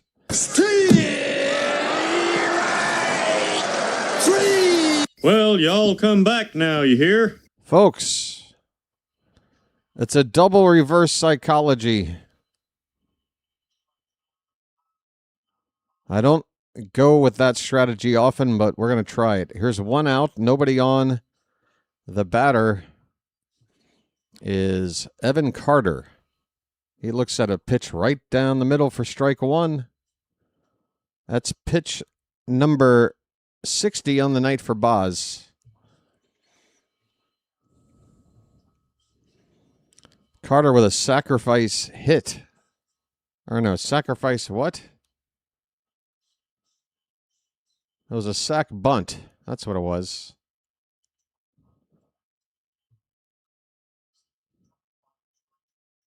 He struck out his last time up. The count 0-2 now on Carter.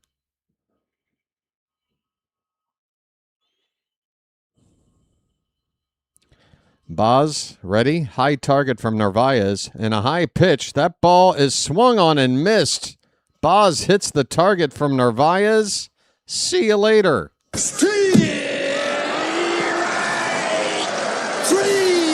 Well, y'all come back now, you hear? Well, y'all come back now, you hear? Hit the bricks, pal. You're done. You get nothing. You lose. Good day, sir. I apologize for Baltimore. Whoops, wrong button. Well, I say when you gotta go, you gotta go. How about this? Peace, love, dope. Now get the hell out of here. Folks, it's burger time. Jake Burger at the plate. 2 down, bases empty. Pitch 1 fouled away. That was a 97-mile-an-hour fastball from Baz. Burger looks like he's had a few burgers today and a lot of previous days. Hey, I got a similar physique, no problem. Pitch fouled back. It's 0-2 on Burger. Already 0-2 on Burger. Let's go. Folks, 3 likes from 200. Just the 3.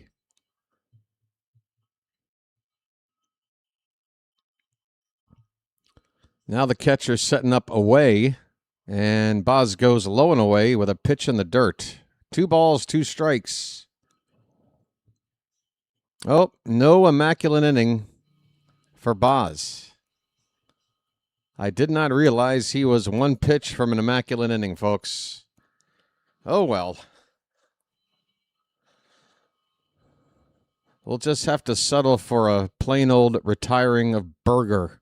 1-2 pitch. Outside, 2-2.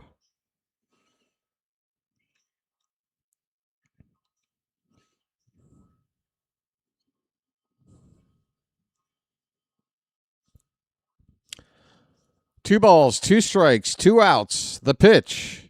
Swung on. That's hit in the air to center. That ball is playable. Waiting on it is Cowser, and he's got it. 5 1-hit shutout innings from Shane Baz. He's been magnificent. The Orioles do not give him a whole lot of run support. They haven't given it to him tonight either. Just 1 run, but right now we are winning because he is pitching his ass off. Let's go, folks. 6th inning is coming up. It's the Orioles 1 and the Rangers squadoosh. Let's keep it that way. Folks, I'm going to step away for a minute. Like, subscribe, super chat, magic memberships, all that good stuff, folks. Think about it.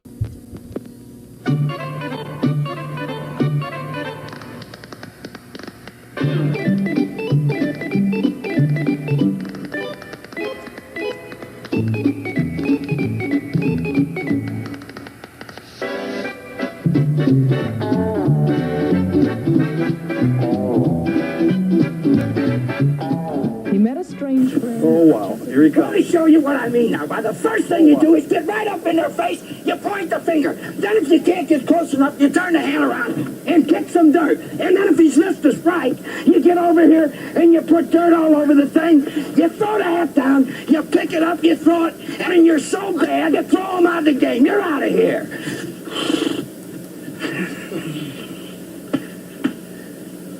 That's the way a major league manager should. I learned something, buddy boy.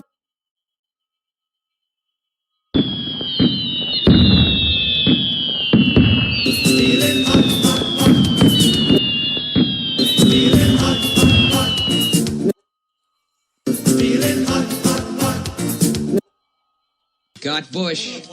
We've got Bush. This is Sparta! We're on a mission from God.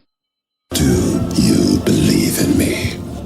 Ante up and kick in like men. Like men! Ante up and kick in like men. Like men! Folks, we have very quickly reached the 6th inning. I mean, this game is like 40 minutes old, isn't it? Or no, it's an hour and 4. Okay, never mind. I don't know. Here we go, folks. It's Holiday leading off. 3-4-5 batters due up for Baltimore. Top of the 6th, Eovaldi back to work. Holiday ground ball to first. And it'll be a 3-1 putout with Eovaldi covering the bag, handling the toss by Burger.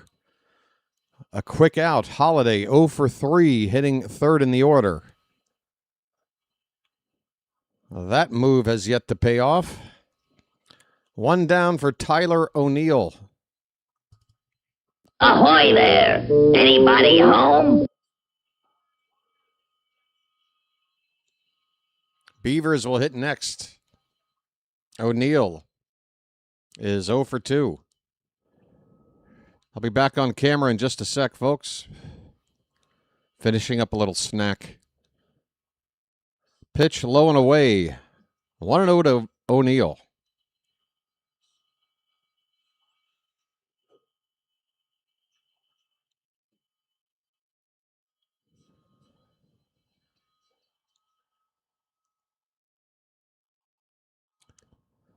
One-0 pitch. He lays off that one. It broke off the plate to make it ball 2. 2-0 on O'Neill. Come on.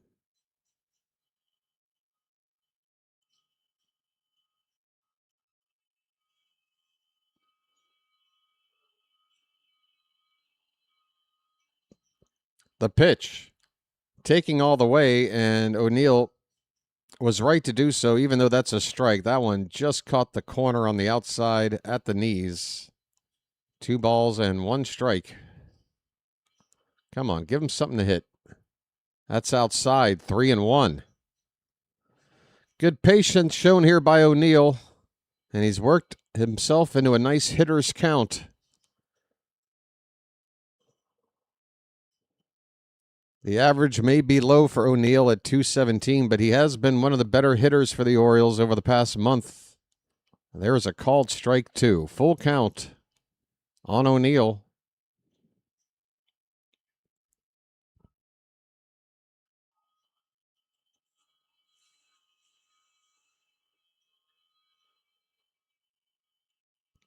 Here comes the payoff pitch from Eovaldi.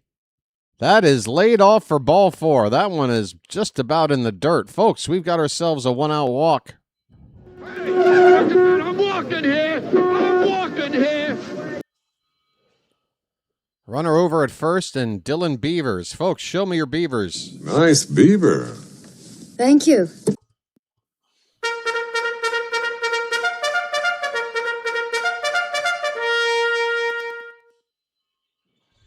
All right. That's it for Eovaldi, folks. Whoa, look at this. That walk has knocked Eovaldi out of the ball game with 1 out in the 6th inning.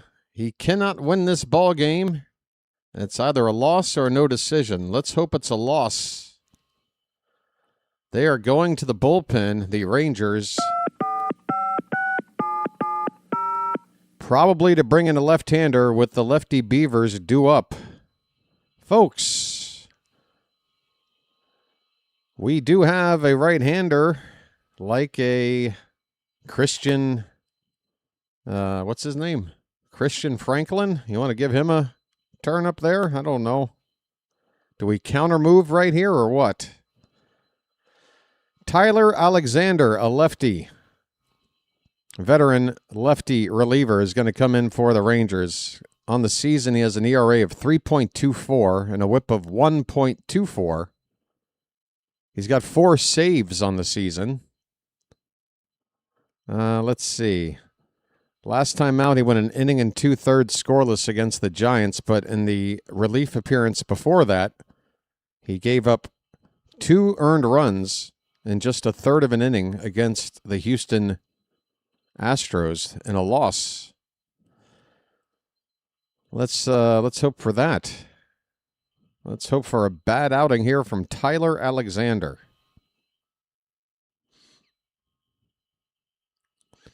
All right, I can't help but scoreboard watch, folks. I'm addicted. Still scoreless in the Bronx in the bottom of the 3rd inning. Boston has gotten an even larger lead now, 13-1. Good grief. Cleveland still up by 6, and the Braves now ahead by, the Twins now ahead by 2 on the Brewers. So in terms of scoreboard watching, really not what we want to see tonight. All the teams we want to lose are winning at the moment. We got to win our game. Here we go. Lefty-lefty matchup. Beavers will hit, and he will look at strike 1. Folks, get those Beavers up in the chat one more time. Nice beaver. Thank you. Not in Bangkok, Carl. It's in a small town north of Bangkok in the middle of the country. Check swing foul by Beavers. But, yeah, not something that typically goes down out here. Don't want to bring the mood down talking about it, really, but I can address it post-game. But, yeah, things are, the mood here, not too good today with the news. Folks, Beavers with a count of 1-2 strikes. Runner at first, 1 out. The pitch. That ball served in the center. Get down for a base hit. Holiday, get your butt. Or who is it? Oh, it's O'Neill. Never mind. O'Neill will have to stop at second. I thought Holiday had made it on. Brain fart. If it was Holiday, I'm thinking we got first and third with 1 out and a chance to get a run in without a hit. But O'Neill, the lead runner, stops at second base. It's still a rally cooking here, all the same. First and second, 1 down. And good on Beavers to get a hit off the lefty. And now that lefty will have to face the switch-hitting Taveras, turning around the bat right-handed now for the first time. He doubled earlier in the ball game. Takes a called strike on the outside edge. I loved Square School Pizza. All right, I got to know how this conversation got started. 0-1 pitch. Swing and a foul tip or a miss. The ball landing at the plate. Or in this batting circle, I should say. It's strike 2 to Taveras. I missed a pizza conversation? I feel ostracized. 0-2 to Taveras. Come on, buddy. I need to make some contact. The pitch. Swing and a miss. Taveras strikes out. I'm trying to remember the last time he did something with the bat hitting right-handed, and I'm having trouble. Seems to be able to hit righties as a lefty bat, at least occasionally. Not sure about the numbers from the right side. Hey, Phantom, you want a project? What are Taveras' splits? Here's Kobe Mayo. 2 on, 2 out, facing a lefty. Come on. First pitch is high for ball 1. Folks, spread it out. Let's get it all on there. Just spread it out. Open up that sandwich.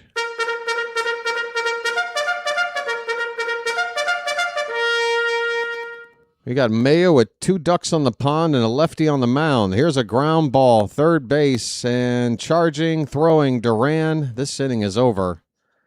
Oh, the Orioles have, I believe, left 5 men on in the last 2 innings. Bases loaded, and now 2 men here. They've left 6 on the day. This inning is over. We go to the bottom of the 6th. I know, Chilo. I know. Hang in there, man. It's a better comment than it used to be. I'll give you credit. Hang in there, buddy. Hang in there. Baz definitely has plenty of room in the tank here to go a couple of more innings. 67 pitches coming out here for the bottom of the 6th. Spaghetti sandwich. Let me think. So that involves 2 pieces of bread, and then you just dump like a ladle of spaghetti and close that sandwich and call it a meal? That sounds a little messy there, Alan. Don't you take 1 bite and like 5 or 6 noodles of spaghetti just come falling out of the sandwich? And now you've got spaghetti sauce splatter everywhere. That sounds dangerous. It's delicious. It's delicious. I'll tell you what. That is a serious carbohydrate kick right there. pasta surrounded by bread. My goodness. I don't think marathon runners would take that sandwich on. And I'd be like, hold on. That is a little too much. Our local pizza guy has been arrested for selling drugs. I had been a loyal customer for years. I honestly had no idea he was selling pizzas. Ah, I get it. That's pretty good. Yes. That's just, I mean, folks, I'm a person that believes in one-stop shopping. If I'm going to get some pot, I'm probably going to want a pizza anyway. Sell them from the same spot.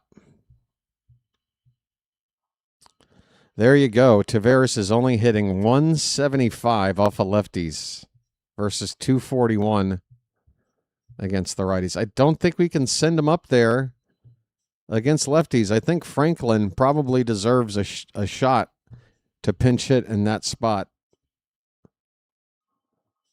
Here's a swing and a foul tip. Folks, we're back underway. Elias is at the plate. Boo! With a count of a ball and a strike.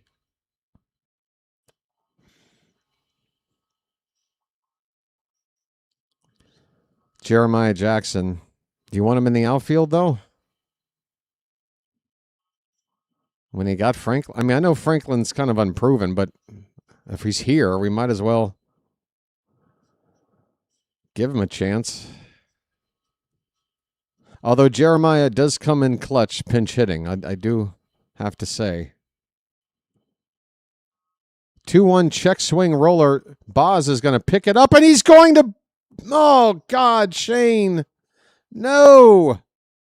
No, don't tell me you just helped the slowest guy on the team get an infield hit on a check swing roller. Baz got off the mound quick. Bent down to scoop the ball up, but came up without the ball. Alonso was covering the bag. It was all ready to work out for us, but that ball got under Baz's glove. Man, I really hope that doesn't come back to haunt us. An unexpected hit for the Rangers. Just the second hit given up by Baz, and it's to lead off an inning in a 1-0 ball game. Oh, gosh. That's got the Ranger fans making a little noise for the first time tonight. Here's Nicky Lopez, 0 for 1.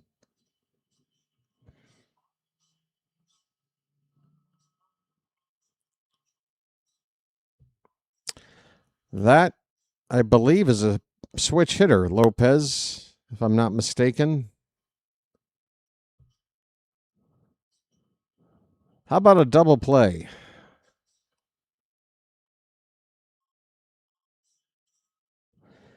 All right. First pitch to Lopez from Baz. He shows bunt. He gets it down. Baz will have to field another one. This time he does get the out at first, but it does push the tying run, the potential tying run for the Rangers, up to second base with only one out. Rangers trying to play small ball after getting a gifted hit. Jock Peterson's coming up. And with a base open, I would not give him anything unless it's on the edge. I like my chances with Langford a little bit better. Baz will step off the rubber. Peterson 0 for 2 tonight.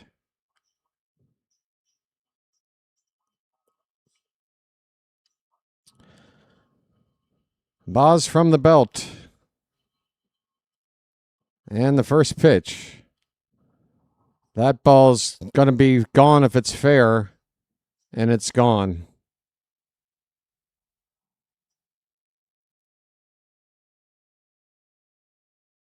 Rangers take the lead 2-1. God, that stupid infield ground ball.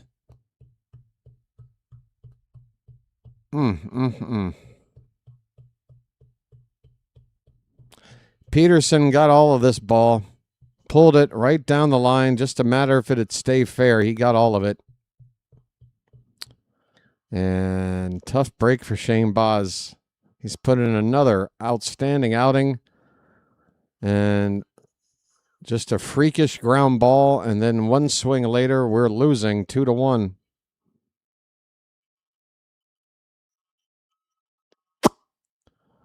Got to give him some more runs.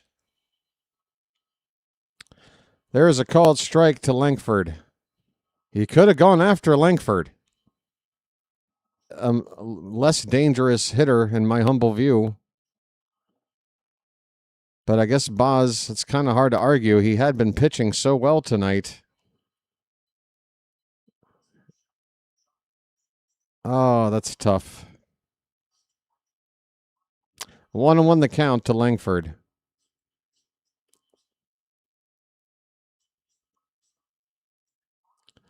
This one's hit to right. Right at O'Neill. He'll make... No, I'm sorry. Who's out there now? We've had a change?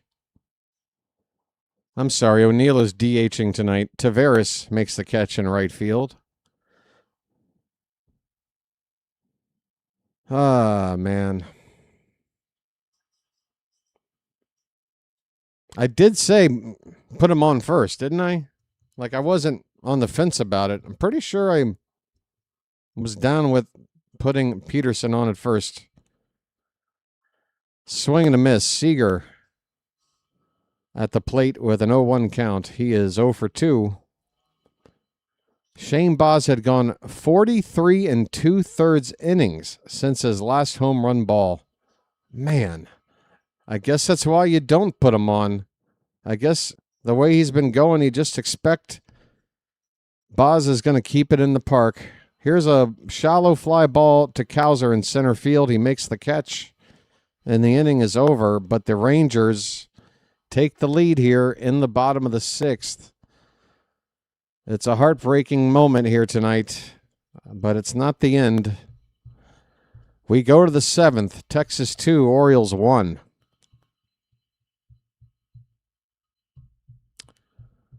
Yeah, I think when I started the show saying that the Orioles have averaged about 4 hits over their last 6 games, that yes, the offense is inconsistent. Yes. I don't think we're going out on a limb making that observation now. But okay. Folks, 7th inning we go. BW needs a break. 2-1 Texas.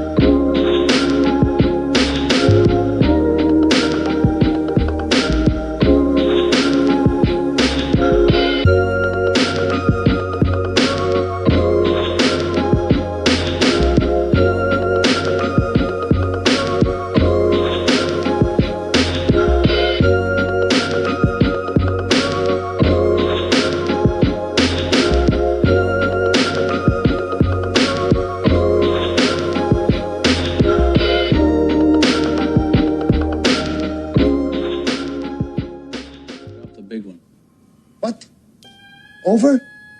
Did you say over? Nothing is over until we decide it is. Nothing gonna break my style. Nothing gonna break my style.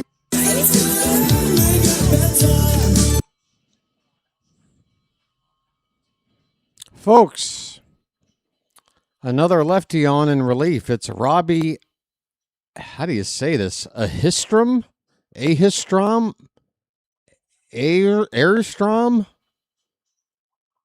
This is a doozy of a last name. There's a lefty on the mound. Christian Franklin is up to pinch hit for the Orioles. And the Colton Cowser spot. Again, I would have rather seen him pinch hit for Tavares. Because now what you're doing is, I mean, I get it. In the leadoff spot, I guess he's a leadoff kind of a guy, but I'd rather keep Cowser in the game rather than keep Tavares in the game because that's better defense. Now we give up the best glove in the outfield. Come on, Franklin. 0-2 the count. Pitch is inside. 1 ball, 2 strikes. Wow, Franklin, you never told me that you had a sister. All right, folks, we got 3 innings left. Here's the 1-2 check swing. They appeal, no swing. 2 balls, 2 strikes. Let's go.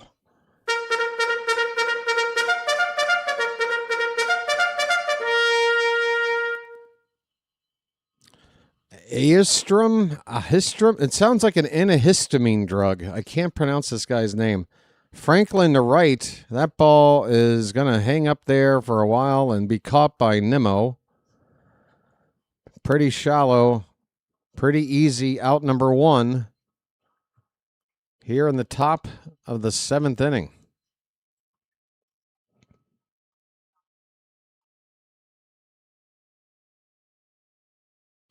Hey, folks, did you know the Orioles still have a player to be named that has yet to be named in that deal with the Red Sox for Adley? I did not know that. Here's a called strike to Narvaez. He got his first Oriole hit his last time up. It helped start a 2-out rally, or continue one anyway, but that rally ended with bases loaded and nobody scoring, and right now that is one of those situations that we don't produce that feels really bad when you're down a run late. 0-2 now to Narvaez.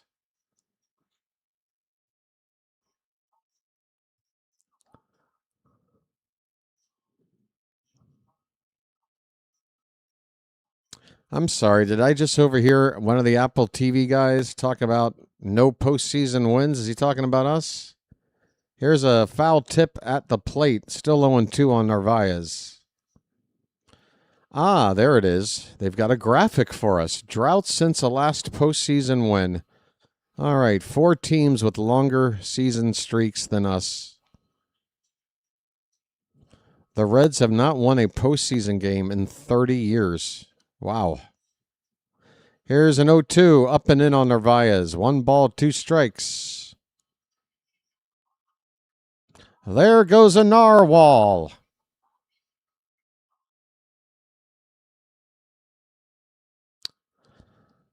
Yeah, Gunnar is dating somebody like, here's a ball hit to center, shallow.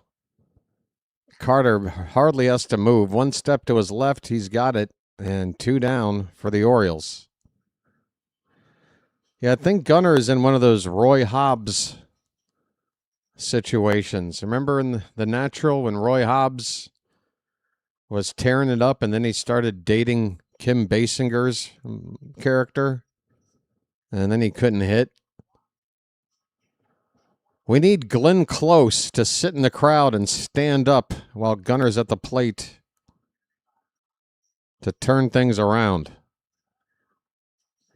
This pitch is going to be challenged by the Rangers. It was called ball 1 low. Rangers thinks it hit the bottom of the zone. They are wrong. Elias Diaz tries to challenge. He's incorrect, and the Rangers are now out of challenges on balls and strikes. 1-0 to Gunner. The Orioles have 2 down, nobody on, down by a run. The pitch. Hit in the air to left. Down the line toward foul territory. That ball is going to be caught over the shoulder basket catch style by Duran to end the inning. My, oh my. Folks, this could be a really, like a back-breaking night in terms of this fight.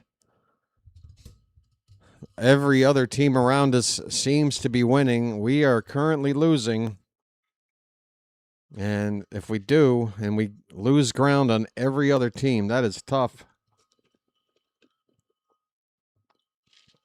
That is tough, folks. We're only down 1 run.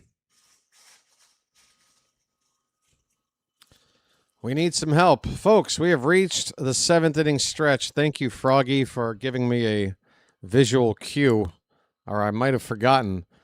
Folks, it's time to rally, even though we're not due up. Oh, wait a minute. Yeah, we're not due up to hit again until the 8th, but we got a tradition here. We're on the road for the next 10 games. How about you throw me some cakes on the griddle? Thank God I'm a country boy. Thank God I'm a country boy. Thank God I'm a country boy. Thank God I'm a country boy. Come on, folks.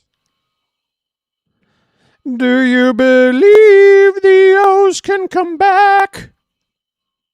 Yes, I know their offense is really bad, but maybe we could get lucky now. Do you believe the O's can come back? Come on, folks. Thank God I'm a country boy. Thank God I'm a country boy. And that'll be the last time I try a Cher impression. All right. I also need to figure out Alstrom. Why is it easier to read on this screen? Alstrom, the pitcher. I think it was misspelled on Apple TV. Robbie Alstrom. Not Robbie antihistamine, like I first thought. What is this? We've got a collection of former pitchers that pitched for us and the Rangers. Kevin Millwood, Darren O'Day, Jamie Moyer. Well, who didn't he pitch for? Kevin Brown, not the announcer. Do you believe? Uh-oh. Oh, that's a replay. Good God, I thought that was the first pitch of the inning. Don't do that to me, Apple TV. Shane Baz is going to go back to work in the bottom of the 7th. Pitch count still in the 70s. Not you, Kevin Brown, not you.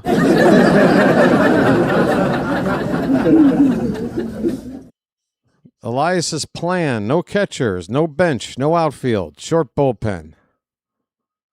Sounds like a recipe for great success. Great success. Are you from Baltimore? Baltimore, South Dakota, yes. It's a little hamlet. The South by Southwest area of South Dakota. I'm from PG County there. Liam Medit. Hello. I didn't know we had an interview set up. Did I agree to an interview? What's the next question? Folks, here come the Rangers to hit. Shane Baz will start with Ezekiel Duran, then Evan Carter and Jake Berger. Because I live in Maryland. All right. Well, we have something. We used to have something in common. I'm born and raised. I'm no longer there now. All right, here we go. Bottom of the 7th, Shane Baz, perhaps his final inning of work. And first pitch, we're going to get an out. A fly ball to shallow center. Franklin coming in, makes the catch. So Christian Franklin, fresh in for defense after pinch hitting for Cowser, gets a quick chance and makes a putout. One away here in the bottom of the 7th. Baz still has yet to get to 80 pitches. Can this team give him some frickin' offense? Wow, are we actually doing an interview? I'm going to have to make calling the baseball game my primary focus, Liam. Welcome to the channel. But there are hundreds of people here and thousands checking in throughout the game to listen to the call. Want to know the count on Ezekiel Duran. Pitch is inside, 2-0. Hey, if we get to a pause, I'll try to answer as many questions as you might have. But I'm not going anywhere. I'll be here tomorrow. You don't want to ask every question in one sitting, do you? Might as well spread them out. 162 game season, you know? Lots of games.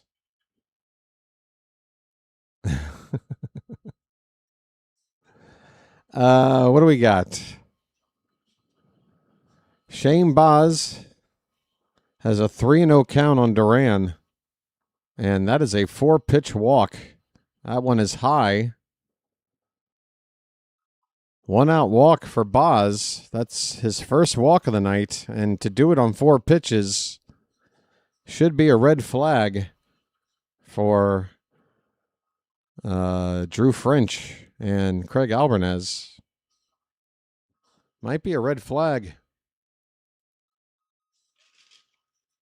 Speaking of red flags, folks, we've got a chatter.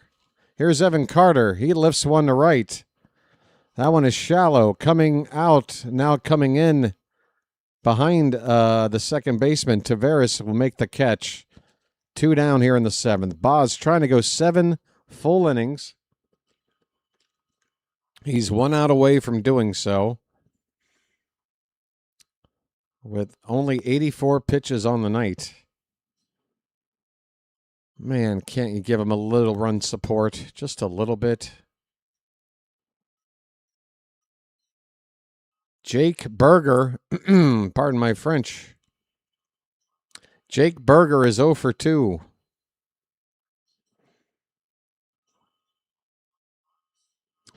I've not seen who, if anyone, is up in the Oriole bullpen at the moment. Here's a check swing on a pitch in the dirt. No swing by Berger.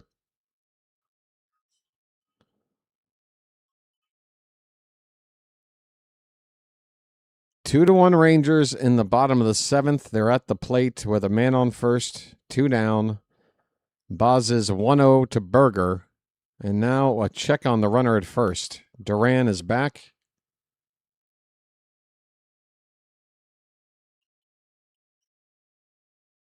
Folks, we are 25 likes from 250.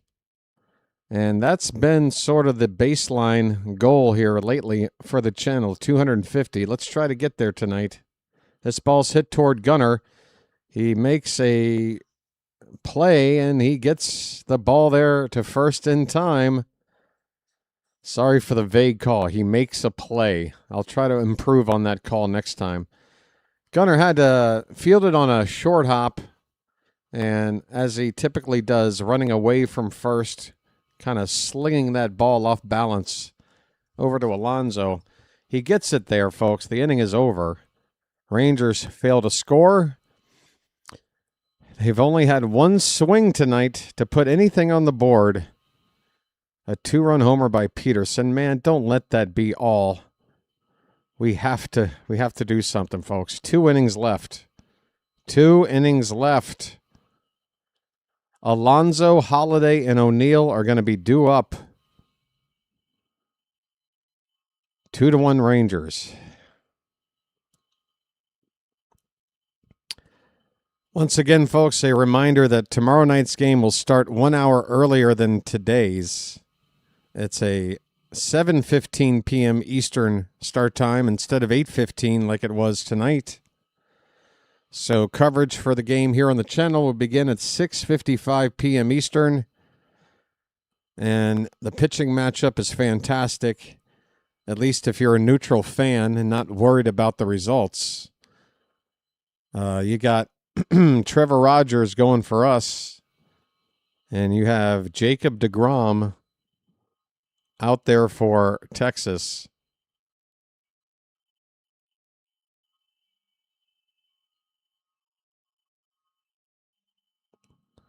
I'm taking a peek right now at my Twitter feed for any Orioles-related stuff. I thought I saw something that caught my eye, but then it did that thing where it kind of refreshed itself and pushed what I was reading down, and now I can't find it.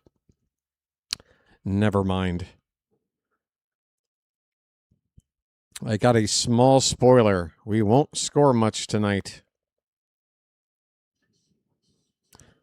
King with the axe, if you got a small spoiler, it's okay, man. Not everybody's genetics are blessed. There's ways to make up for a small spoiler, though. I'm telling you, it's not about the size of the spoiler. It's the motion and the... What? It takes bravery, though, to publicly announce that. To have a small spoiler.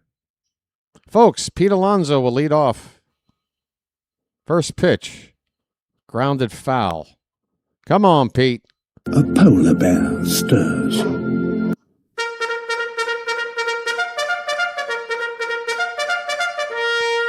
What the hell? The Rangers just have a plethora of lefties. It's their third straight lefty to come out. It's Jacob Latz.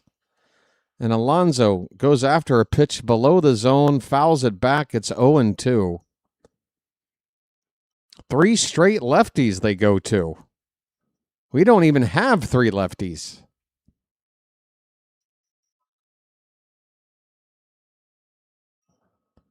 Oh and 2 to Alonso. The pitch. Up and in. He fouls it off. Man, just come on. Just one run. We're just one run down. Come on. I'd like to see us rally proper, but if it takes just one good swing, I'll take the home run ball, please. 0-2 again, and Alonso reaches for one. That pitch nearly in the dirt.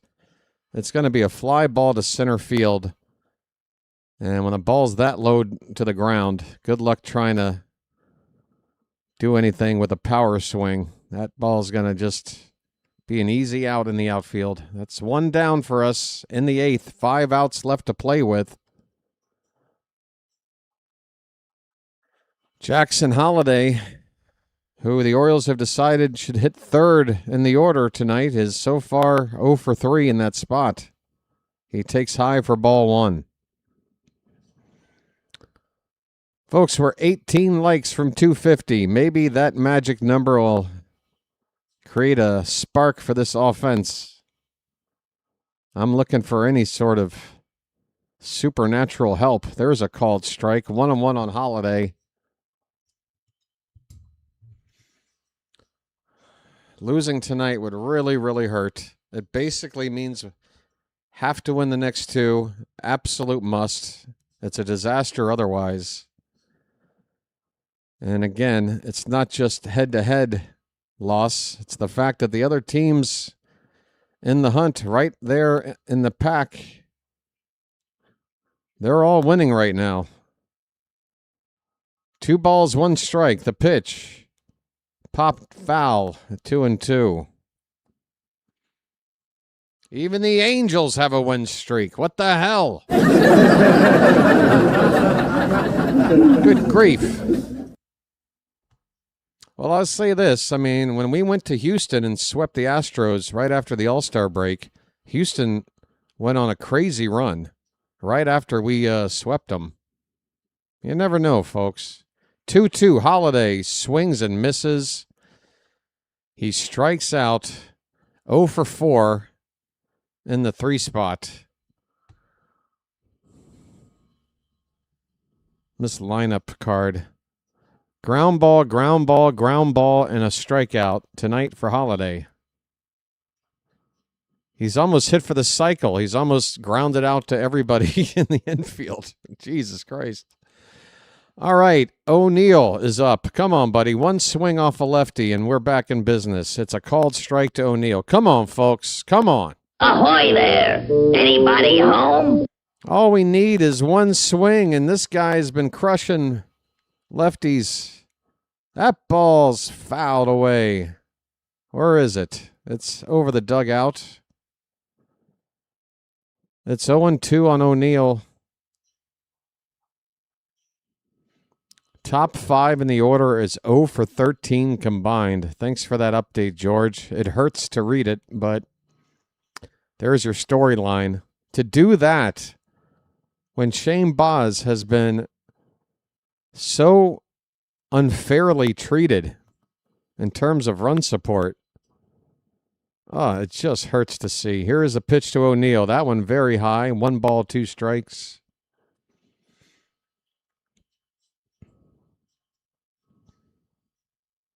Look, it's going to take a magical storybook-like storyline for this team to do what we want them to do this season. So why not, if it's going to be a storybook kind of a thing, then we need to figure out a way to win this game still here. Very, very late. It's a 2-2 count on O'Neill with 2 out, nobody on.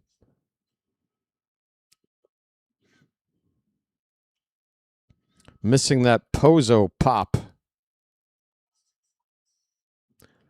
All right, folks. Latz is ready from the belt. The 2-2 to Tyler O'Neill. High target from the catcher. And that pitch up and away. Full count. Come on, O'Neill. Come on. Folks, we are now single digits away from 250 likes. Just a handful of people gets us to 250. And I promise I won't talk about it again if we get there. That's ball 4. Let's go. I'm walking here. That is a high pitch for ball 4, and the Orioles are going to go to Jeremiah Jackson here to get a righty bat against the lefty Latz, who has to face a minimum 3 batters. He's only seen 2, I think, at this point. Or has he seen 3? Well, the catcher's out there to talk to Latz. He will stay in the pitch to Jeremiah. Folks, the bullfrog. Come on. Jeremiah was the bullfrog.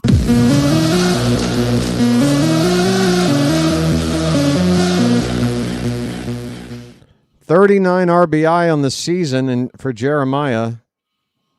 7 in his last 12 games, and he doesn't play that much.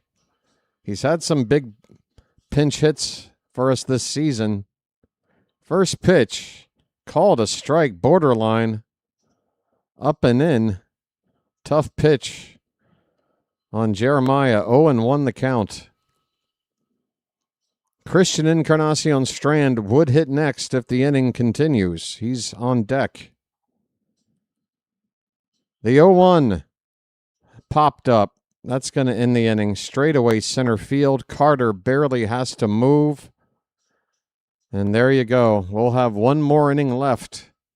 One more inning left at the plate to try to tie or take a lead. At the end of 7.5, it's the Rangers 2 and the Orioles 1. Another runner left on base. The Orioles have left 7 men on tonight. The Rangers just 2. And the reason why they've only left 2 is because Shane Baz, outside of that weird infield hit and then one bad pitch to a batter that, again, I'll have to go back and listen to my own call to confirm. I know I at least hinted at it. But with a base open and that lefty bat of Peterson coming up, I just felt like it was the right thing to pitch around him, go after Langford, the righty, next, set up a double play ball, pitch to the less dangerous batter. I think things would be different right now had we done that. But at the end of the day, it's just 2 runs for the other team. We need more offense, and this has been a problem now. Even with the 2 wins against the Angels, Orioles not getting a lot of hits, not scoring a lot of runs.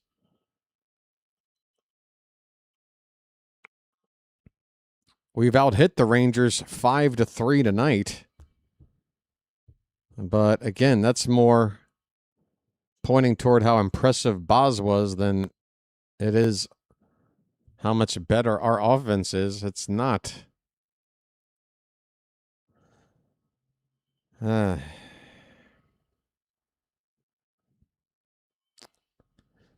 Is Baz coming out for an 8th inning? It would appear he is.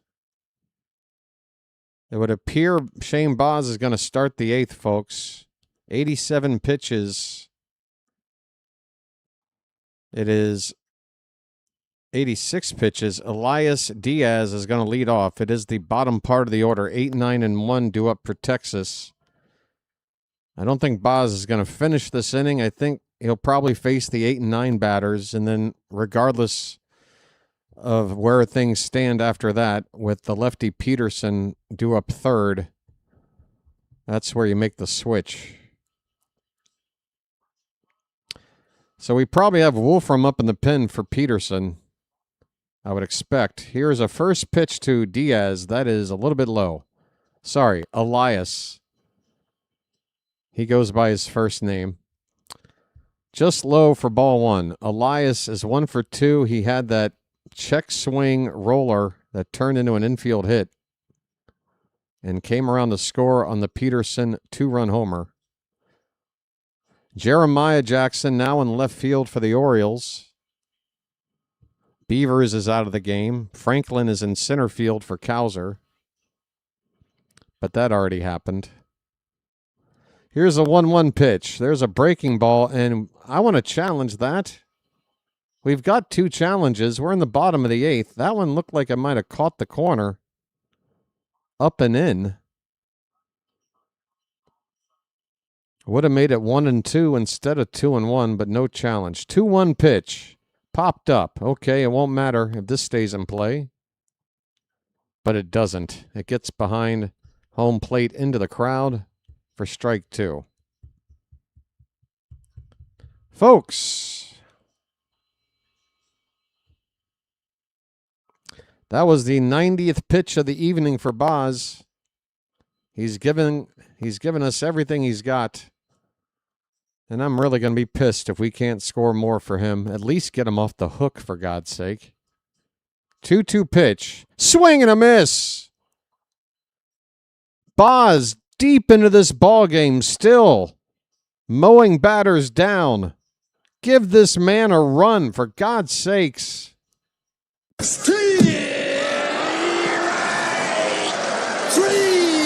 Well, y'all come back now, you hear? God, plus now I'm looking at that Peterson home run replay, and if he pulls that ball just a little bit, it's foul. Oh, God. Game of inches, folks. Here's Lopez. Popped up. Center field. Franklin to his left. He's got it. 2 down. 92 pitches. 7 2/3 for Baz. 9 strikeouts on the night. Ties his season high. Will he face Jock?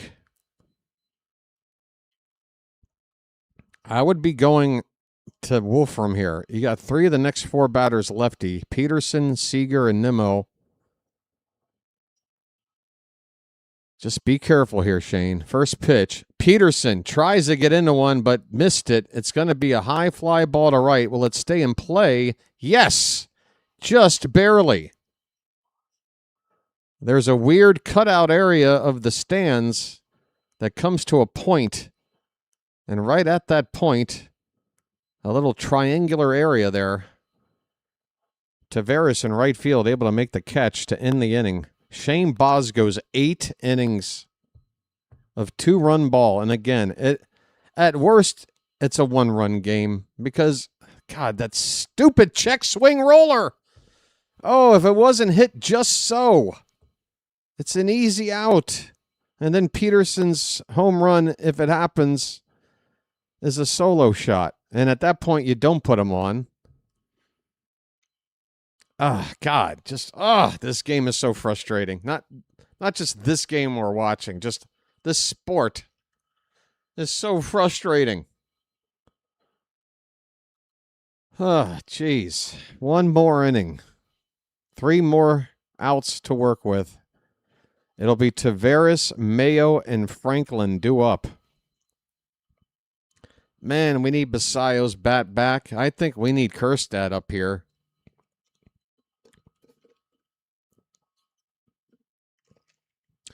Just give us another bat. I mean, Kjerstad is swinging that bat in AAA. He had another home run last night.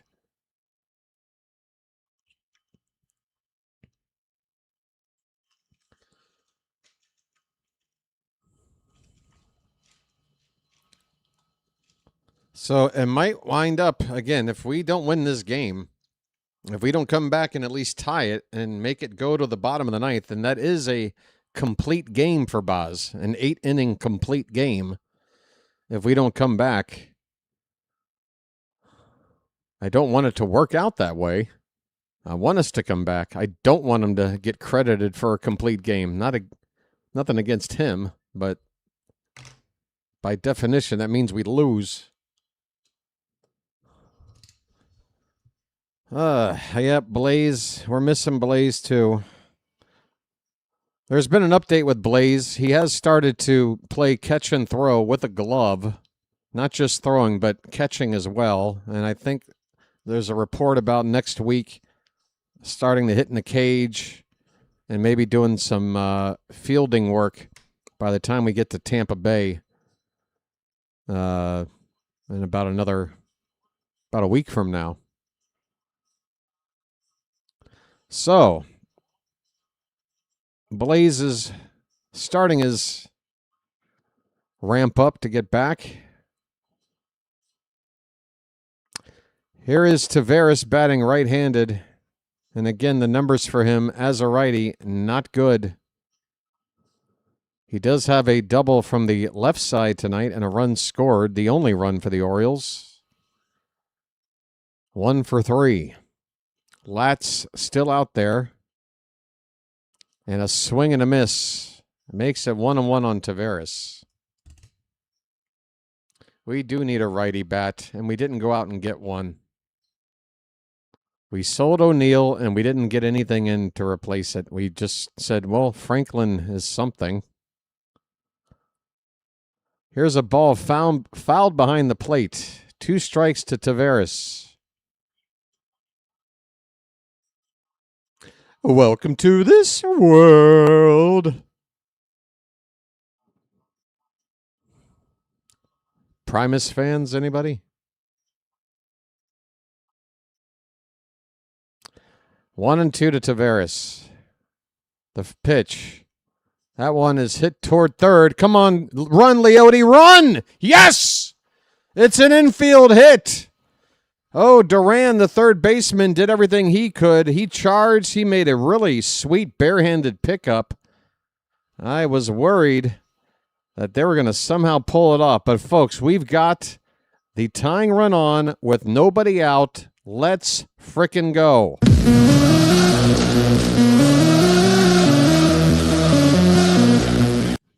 Well, he wasn't really hitting either, but he was providing some sort of presence at the plate in the top half of the lineup. Could get you a walk here or there, help move the line or something. Just saying, we needed a right-handed bat, whether we let him go or if we held on to him. Just wish we would have gotten one is all. Kobe Mayo is up, folks. Ball 1 to him. Next pitch, low and away. He's facing a lefty. Mayo with a chance to give us the lead right back on one swing. 2-0 the count. Let's get it all on there. Just spread it out.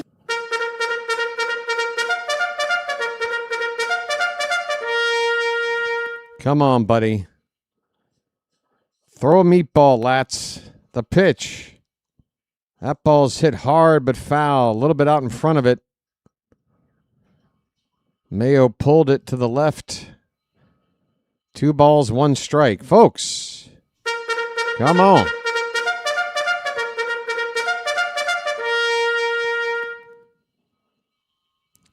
Pretty good speed over at first.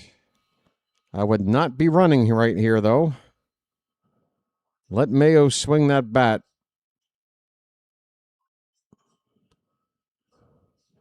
There is nobody out. Tying run at first. Different batter at the plate. You might think about a little small ball here, but Mayo facing a lefty. We're thinking big. 2 balls, 1 strike. Latz, the pitch. That pitch high, 3-1.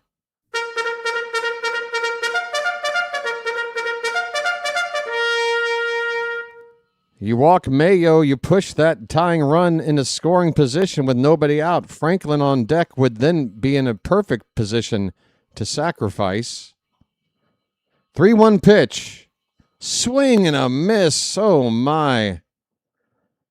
Mayo going for the downs with that swing. Full count. Crowd making noise. Big moment here. Mayo has got to come through. Either get the walk or get the hit. Here's the pitch. Swing and a miss. He chased ball 4.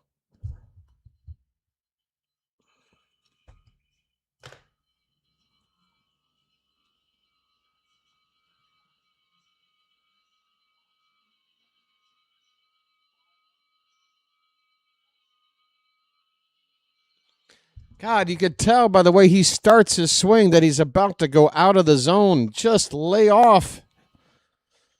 1 away, runner at first. Franklin, opposite field. Get down. That's a base hit into the corner. It's bouncing around. Taveras hits third. He's got the green light. He's home. He is out. What? No. No! No! That's the second out. Either he needs to be at third with 1 down or he needs to have scored. How is he out at home?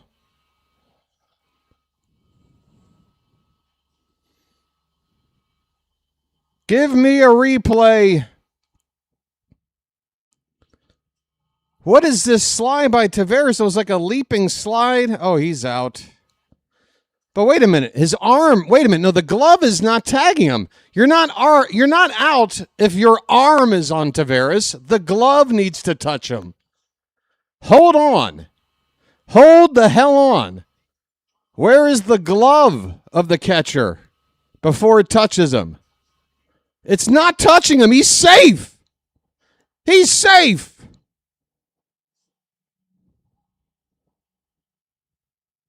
He wrapped his arm around Taveras, but the glove needs to touch Taveras somewhere.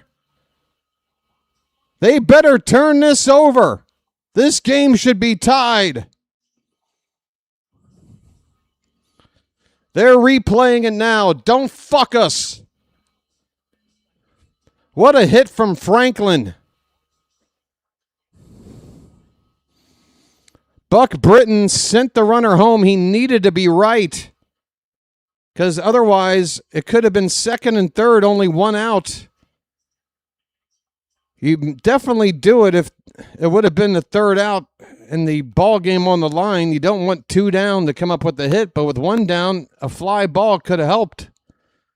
He had to get this call right to send him. I'm telling you, this glove does not touch Taveras until Taveras scores.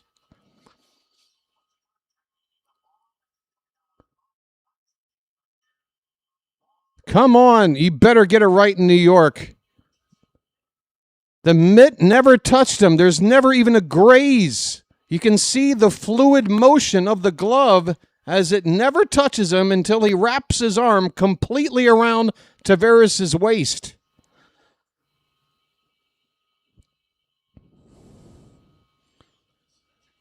You better get it right, Blue.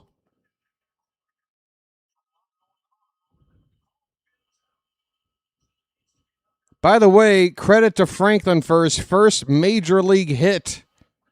A double. He is at second base regardless of the call.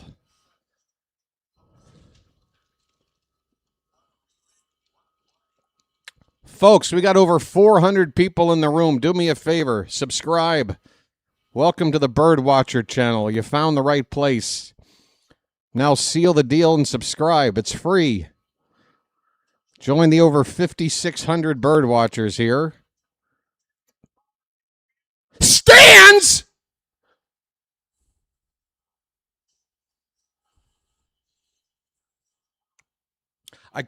I'm going to get thrown out of my apartment if I react the way I want to. I'm trying to maintain my composure. I can't believe we got fucked like this. I can't believe it. I can't believe it. We were fucked. Folks, feel free to curse in the chat. I'm certainly not holding back. Fuck this. Unbelievable. Unfucking believable. Why were you looking at it for so long?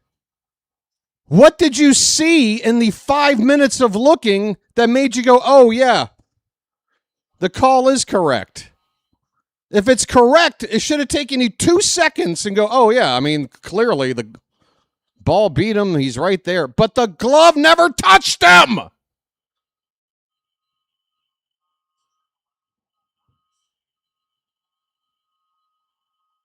The Orioles are down to their final out. And if the baseball gods, if there's any justice, we're going to get a 2-out hit right now.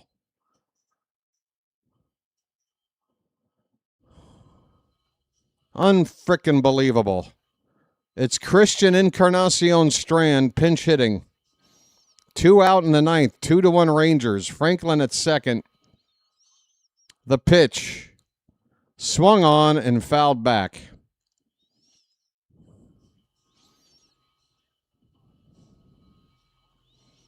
If I'm Albarnez, how am I not thrown out of this ball game? How am I not thrown out of this ball game? I would be out there with veins popping out of my neck. I would have a stroke right on the fucking field right now. 0-1 pitch. Fouled away, and the Orioles are down to their final strike.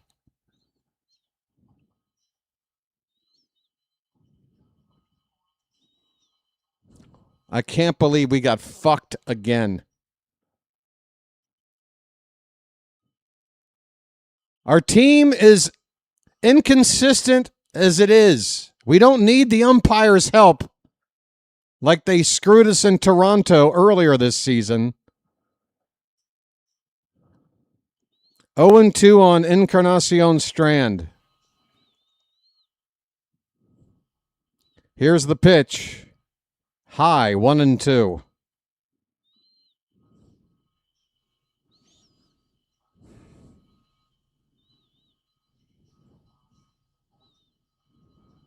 Never touched him. Never touched him with the glove.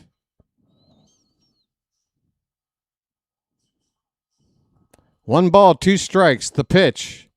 Swing and a miss. This ball game's over.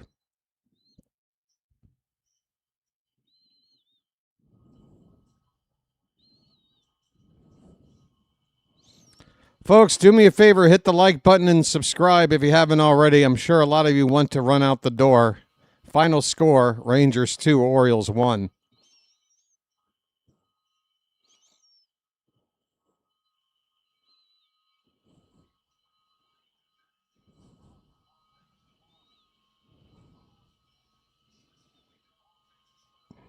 I could sit down and just run through scenarios in my mind, just trying to think of what could be the most ridiculous way to painfully lose a ball game.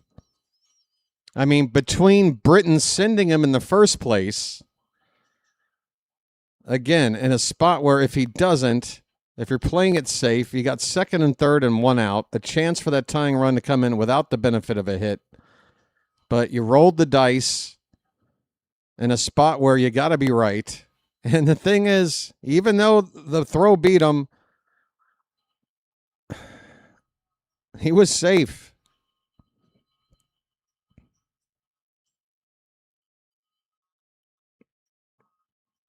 I mean, I feel like I just got mugged in the park. Like somebody just bum rushed my ass, held me upside down, shook all the shit out of my pockets, and took off.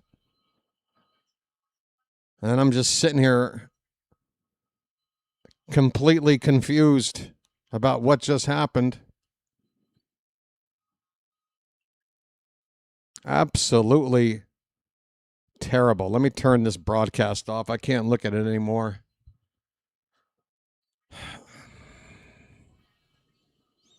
I don't know how. I mean, it's the worst way to start this road trip. Shane Baz, once again, absolutely screwed.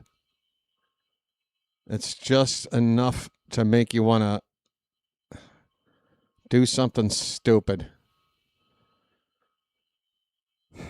Folks, give me a minute to collect myself, and I'll wrap this thing up here properly in a minute.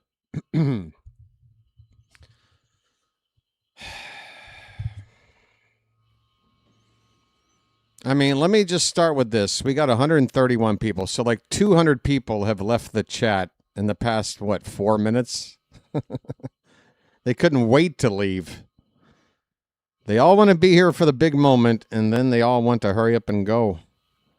But for those that are remaining, was Taveras... I'm just going to word it like this. What was Taveras? Two options here in the poll. Was he safe? Was he out? Okay, start poll. Scientific research, folks. It's probably the stupidest poll I've ever conducted, because if you're going to say he was out, then you just want me to react to what you know to be false. Because he was safe. He was safe. Look, I promise you, when that wave of that catcher's mitt went across Taveras before it wrapped around him, if there was just one frame where it showed a slight grazing of any part of Taveras, not even his body per se, maybe the brim of his batting helmet, something to show me that glove didn't just fluidly move all the way around and wrap around Taveras without touching him until Taveras had already scored. Because I did not see it. They slowed it down. They went with that 4K, high-res, slow-mo replay, and it was a nice, just smooth swipe of the glove without any kind of touching of anything. And that should have been the evidence you need to turn that call over, and it's such a huge call. And again, I'll argue this. If that evidence wasn't what was required to overturn the call, why did it take so long for them to come to the conclusion that the call in the field was correct? He should have seen that replay and thought immediately what the umpire thought was, well, I see the mitt, I see the body, they're right there, the ball's there, he's got to be out, right? I mean, if you're just going to decide that way, what the fuck are we going to New York just to watch 8 to 10 losers standing there in the dark watching this thing 50 times to come up with that conclusion? It's awful. I hope we get more explanation about it, either from the league office, from the umpiring crew tonight, whoever. I want a better explanation than this. How are you telling me the glove was touching him? How are you telling me?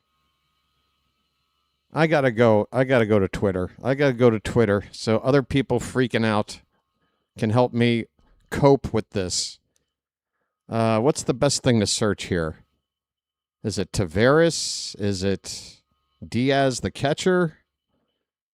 I'll just go Taveras. I don't know. We'll see. See what happens. Let's see. From 3 minutes ago, Orioles game was stolen from them by MLB replay. Why do you exist, MLB replay? You had one job. Taveras clearly slides under the tag. Can we get robot replays?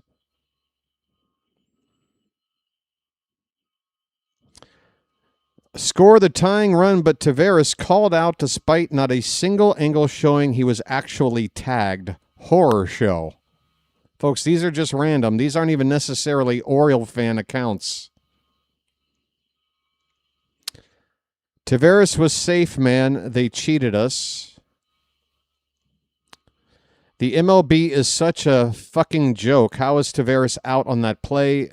Joke of a league. The WNBA is a better run organization than you clowns. What else? Let's go to latest. Ridiculous call. Diaz never tagged Taveras.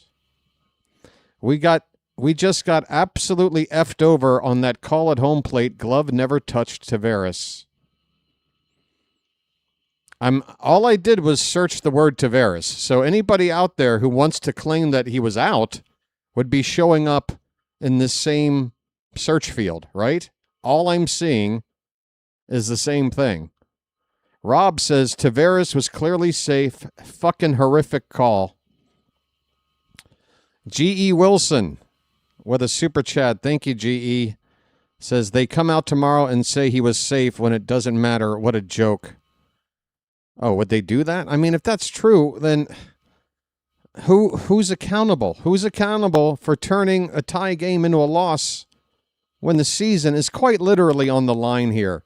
We are going head-to-head with the team sitting in that final wildcard spot. And with that the difference between winning and losing this game,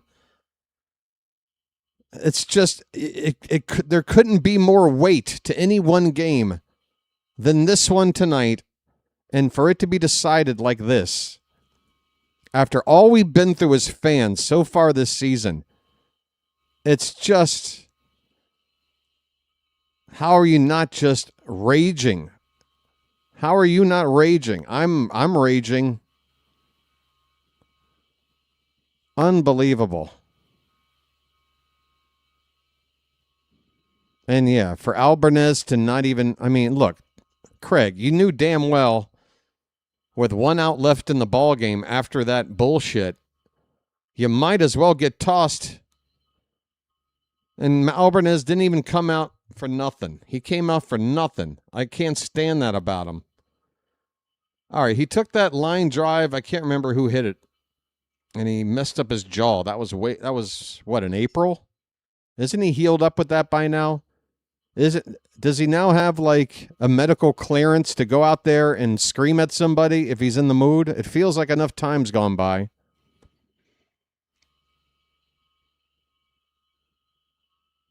You got to go out there and get tossed, man. How do you not get tossed? So you miss the final batter of the game. That's it. That's your ejection. That's your penalty. You missed the final batter of the game. We didn't even need you to manage anymore at that point. And you still couldn't go out there and say something.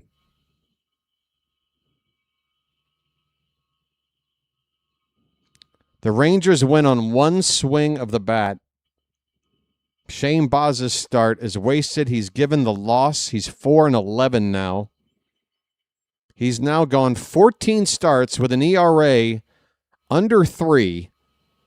And yet the Orioles in those 14 starts are like 3-11 now or 4-10? It's just incredible. The Rangers had 3 hits tonight. 3. Not enough to beat us, I guess.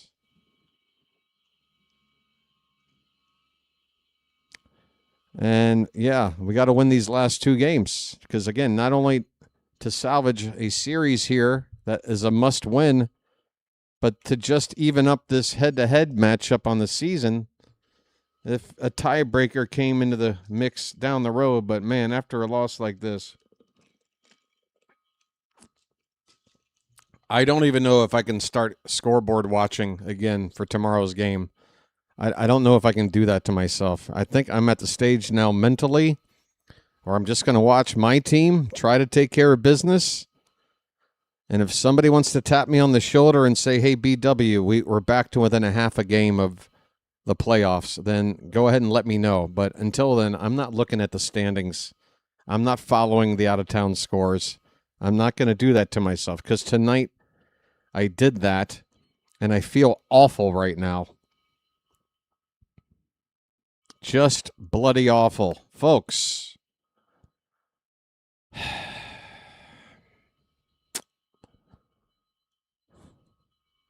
Baz went the distance, 8 innings. We didn't even have to go to the bullpen. He did everything for us. we did nothing for him. And again, top 4 in the order here. Gunnar, Alonso, Holiday, and O'Neill. This is blame it on the players for not coming through. Blame it on the manager for deciding that this critical game was the best time to shake the lineup up so much that we're suddenly having Jackson Holiday bat in the most important spot in the lineup. Based on what, I'm not sure. Holiday's been doing better lately, but it's still a .234 average on the season. Is that better than Gunner's? Yes, but did we move Gunner down in order to accommodate Holiday? No, we moved Gunner up to accommodate Holiday so that we can squeeze the .217 and .234 at bats into the top 3 of the lineup with a cleanup hitter batting second in between. This lineup makes no fucking sense! This Frankenstein-ass looking lineup. What am I looking at here?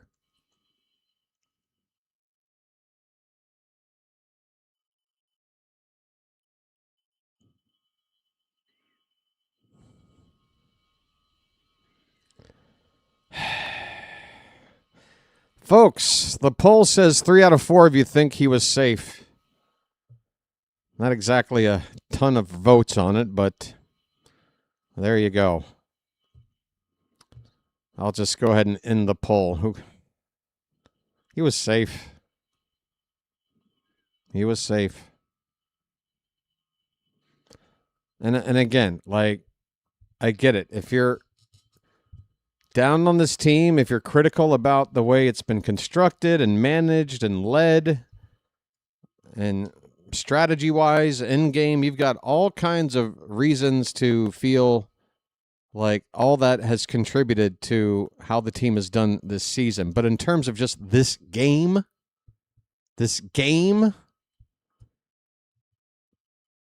again, we are already trying to pull something off with one hand tied behind our back,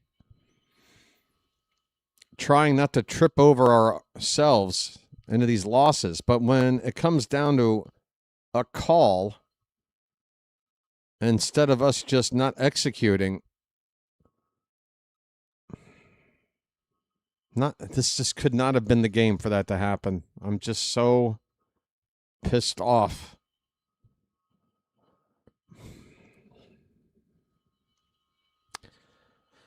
All right.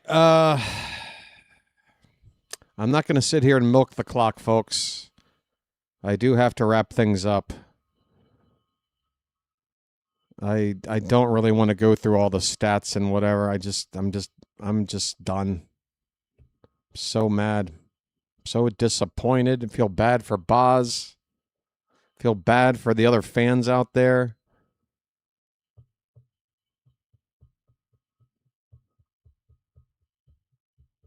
I mean, for once, I know there's a lot of Oriole fans, or at least people out there that claim to be Oriole fans, but spend most of their time just criticizing their own team, talking about players that need to be kicked out of town and everything else.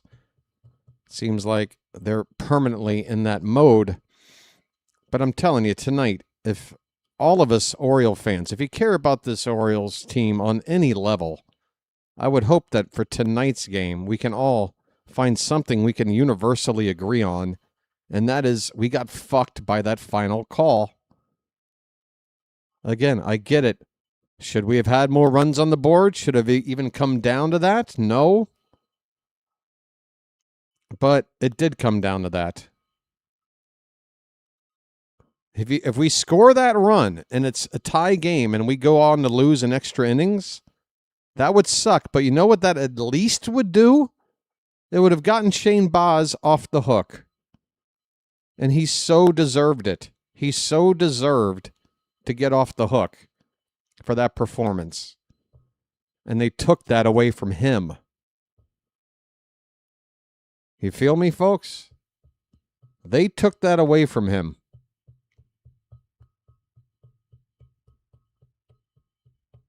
Shane Baz should be more upset than anybody else. Every right to be. God, this really hurt. This really pissed me off. Too many games this season. You think you'd seen it all, right? You think you have seen every scenario on how to tragically lose.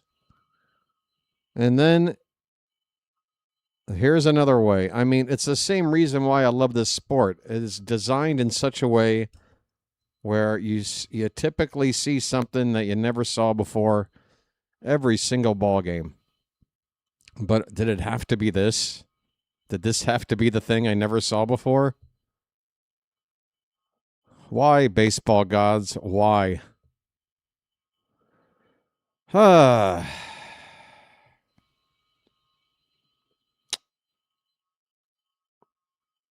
One more look at the old Twitter feed as people try to cope with Taveras. Jake says, he uploaded the video footage.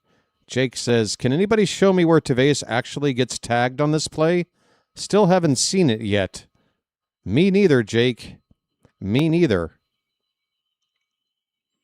Chris, tweeting at Real Ben McDonald, says, Taveras was 100 safe, Ben. Unless I need to get my eyes checked. His foot looked clearly over home plate. Ugh. Well, let me go to the original tweet. Has Ben McDonald tweeted about this? Ben McDonald. Folks, now you know. Now you know BW here has every right, is completely validated to be hopping fucking mad. Ben McDonald tweeted out 20 minutes ago, that's a bullshit call. Ben McDonald.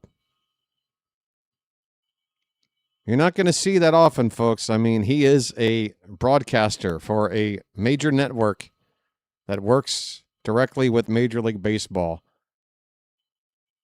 Typically, they don't like to see somebody publicly do that for a guy like Ben McDonald. Credit to Ben for perhaps going out on a limb with that tweet. Oh, it's so painful, folks. Let's see what else as we cope together before I leave.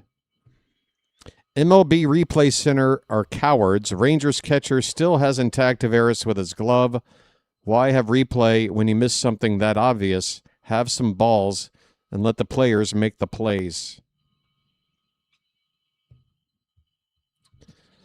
Metal Enthusiast says that third base coach is an idiot. I knew as soon as he sent him he was going to be out. Taveras was halfway to third when the throw was coming in. Mayo swinging at 2-ball 4S. I'm not sure what that means. It would have been first and second and nobody out. That's one thing. Mayo has to work on his swing decisions. I'm not sure about that observation. Again, in terms of Buck Britton sending Taveras,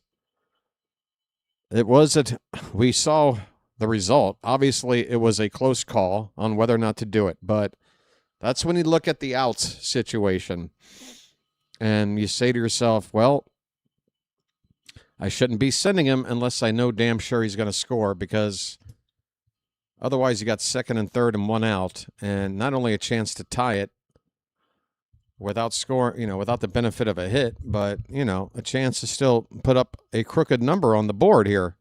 Don't have to get that run in yet. With 2 down, I do it. With 2 down, I take the risk because I don't want it to come down to having to get a hit. Now, it might have come down to having to get a hit. The next batter could have not come through with a ball in play to get that runner home. But you just want that opportunity. You don't want to take it away unless you know that he's going to score, and he didn't score. I mean, he scored, but he didn't beat the throw. So you do have to put Britton on the hook a little bit for that.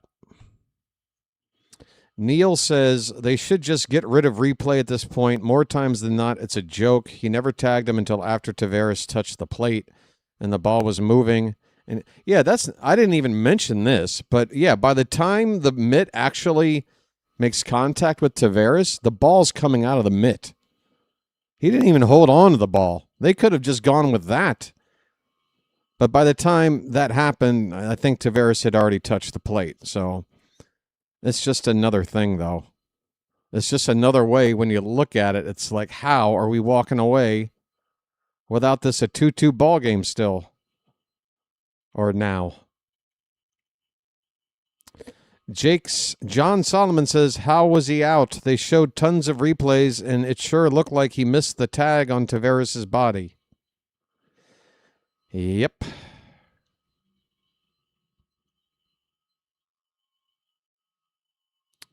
All right, folks. I think my coping time has come to an end.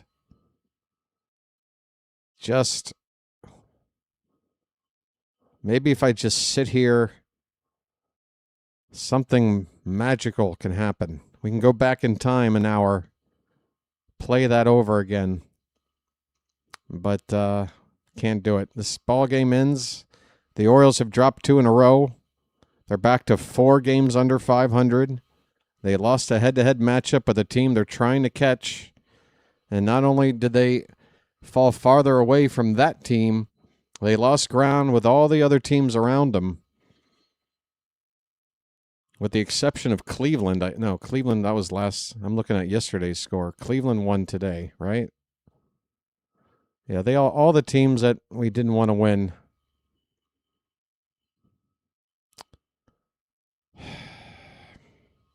Detroit is losing. I guess there's that. So is Seattle. Detroit and Seattle currently losing. Yankees also behind 1-0 late. But the teams that matter the most, these Rangers, the Twins, and the Guardians, they all win tonight and we lose. Folks, baseball. So that is now what? 116 games, 46 left to go.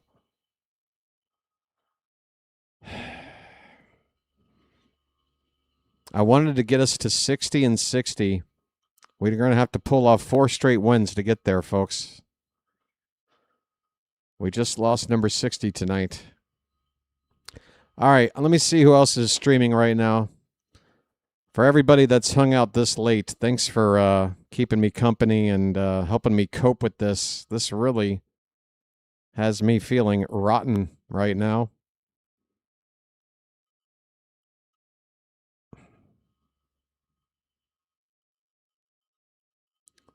But again, the only thing that's going to help me get over this loss is just thinking about Shane Baz, feeling bad for him, and knowing that however bad I feel, he must and deserves to feel even worse.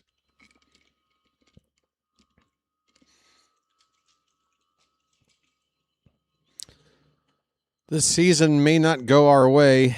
It certainly hasn't given us any indication it will through the first few months or so, but I hope for Shane Baz's case that he doesn't start to get fed up with this team and the lack of the run support. If we can't get it going and help him out this year, we better damn well show up for him next season, because he is pitching way too well to be sitting there with a record of 4-11.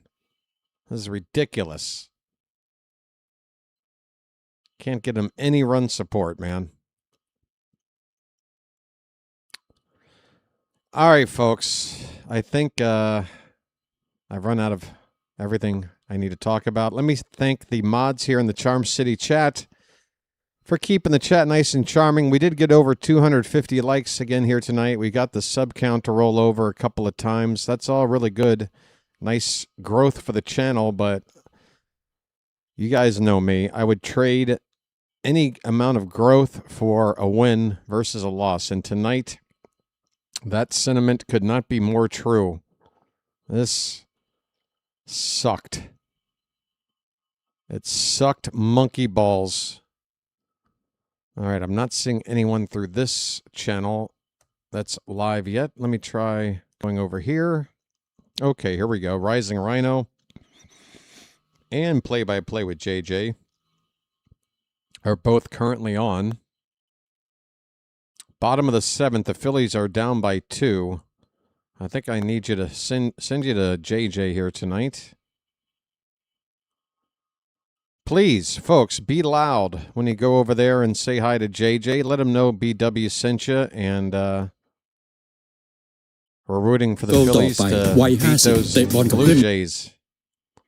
We are rooting for those Phillies to beat those Blue Jays, aren't we, folks? I hope so. Give JJ some love. Tell him BW loves him and sent you, okay? I'll be back tomorrow night, folks. Again, 1 hour earlier start time than tonight. Get here at 6:55 p.m. Eastern. First pitch at 7:15. And we'll try to even up this series, all right? Try to sleep this one off. I don't blame you for opening up a bottle of something and grabbing a shot glass. But just get yourself in shape for Game 2 tomorrow, okay? I'll see you then, folks. Until then, this has been the BirdWatcher, and I solemnly will chirp at you later, folks. Final score, Rangers 2, Orioles 1.